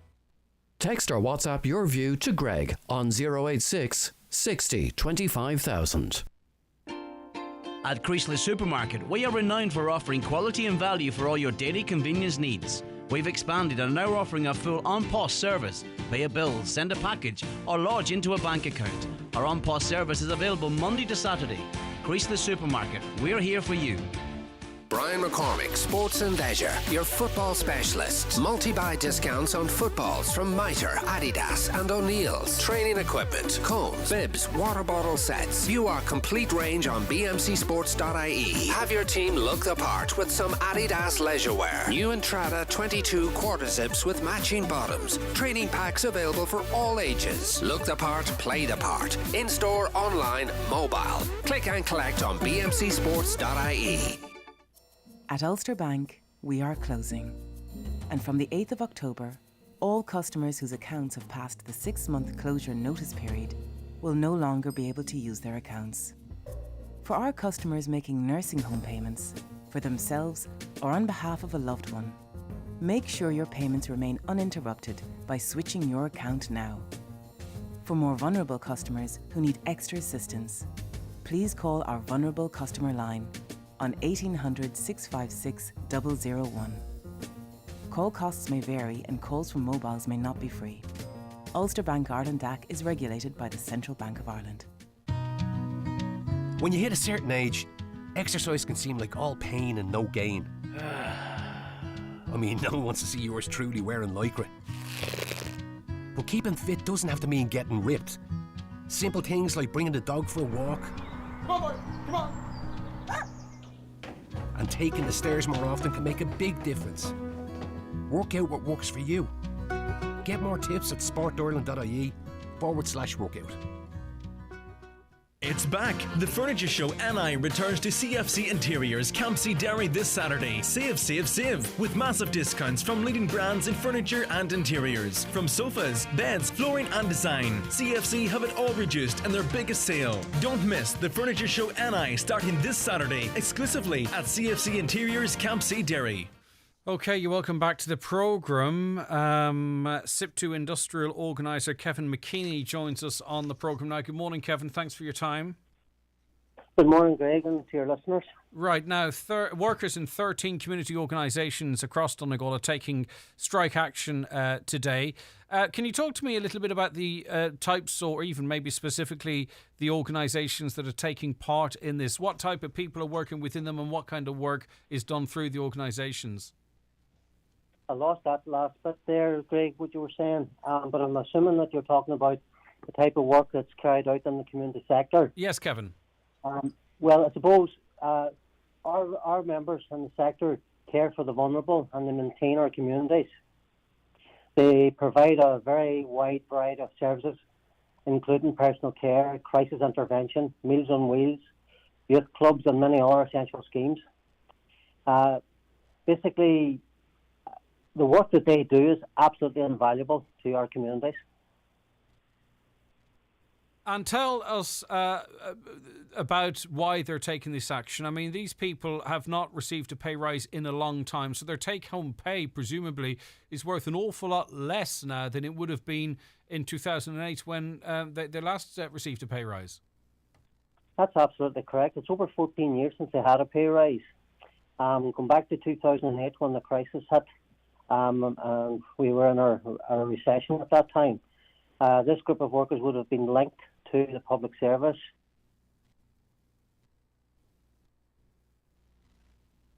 Unfortunately, we seem to have lost that line. The sector adequately for the last number of years. So basically, the employers cannot afford to pay increases in pay because the funding is so low. Yeah, and where are we at in terms of negotiations? I mean, obviously, you know, strike action is one of the last options available to workers. How long has this dispute, if I can call it that, been ongoing for? We've been trying to engage with the government in a positive fashion for many years. It's come to the stage where workers can no longer sit back and accept their lot. The cost of living crisis affects us all, and this group of workers who haven't had a rise are severely affected by it. And they're also a group of workers who are very much care about their communities. It's like a vocation, and they do the work with a good heart, and they believe that what they're doing is for the benefit of the people they serve. Is it possible that's being exploited, Kevin? It's absolutely been exploited. There's no other word you could use, and that's a very good word to use, Greg. Bottom line is that this group of workers are being taken advantage of, and the work that they do is in a par with the health service, with other departments, because it's valuable work. It's also training people to get back into the work environment who have been out for long-term unemployment and so forth. They do a lot of different work that is crucial to communities and local communities, especially rural communities. The other thing worth noting too is that this group of staff, because it's a vocation, they go an extra mile. They go that extra mile to help their communities. And that's not been recognised. And the problem here is government, through the minister, will not engage whatsoever. They say they're not the employer. But the crucial point in all of this is they dictate to the employers in the sector. And that's why we've had to serve strike notice on employers as an individuals. Because that's what you have to do under the Act. And that is complicated, isn't it? Stay where you are, because Kate Campbell is DLDC supervisor. Kate, you're speaking to us from the picket line. Are you happy with the attendance? Where are you now? Yeah, we're pretty well happy with the attendance. Now, we could do with more, but it is what it is. But we haven't got a pay rise, as Kevin says, since 2008. And with the cost of living crisis, it just has come to a head. Now, we have been in negotiations and we have had forums and networks and all that set up, but the powers that be are not listening to us. So what else have we to do? We just need to get on the picket line and fight for our cause. Like the companies that employ us will give us the wage increases when they come down the line, but because we're totally funded by a government department and they set the wage limits that we're on, they can't, their hands are tied regarding it. Yes, and the government obviously feels some insulation from that the companies are a firewall, but I mean, obviously it's there in plain sight. It's the government that sets the rates, it's the government that fund these companies, and they leave you in a position whereby you have to serve strike notice against companies that you know really aren't culpable. Yes. Exactly. Like once if a wage increase comes, we get it right away, and that happened heretofore up to 2008. And I think really the nail on the coffin was when the new pay talks came on board there during the summer. We're not included in them because we're neither public nor civil servants, because we're not paid by the government directly. We're paid indirectly, but all the funding for our programs comes directly from the government. So we just fall into a loophole between being a program that's funded by the government but not a civil servant. And I think it's really important, particularly in a strike like this, that the public elected reps, opposition politicians or government politicians get behind you, because it can be, to the layperson, a little bit hard to explain. If someone engages with many of the various services under this strike, Kate, they know fine rightly the fantastic work that's being done and where it's being done. But for those who maybe don't have a knowledge of it or aren't engaging directly, it can be more difficult to sort of get your head around perhaps and to see the cause to get behind. And I think that's why it's important we educate ourselves and support you guys. Yes, definitely, because all the rural and villages and towns and parishes throughout the country, actually, the tidy towns, the mowing and maintaining of football fields, church grounds, graveyards. Ourselves, we look after the community childcare sector. There's also DYS looks after the youth. We're involved with the Irish Wheelchair, the Congress, the resource centres. Every one of them organisations would have participants from CE schemes. So you're talking the length and breadth of the country have participants on CE schemes working in their local communities. Yeah, indeed. Kevin, what has been the traction like for this campaign? I mean, obviously it's a strike now. Can it be escalated, or do you feel that maybe it might be having that desired effect? Are opposition parties or backbenchers standing up in the Dáil shouting your corner? What is the status and position of this campaign as we speak?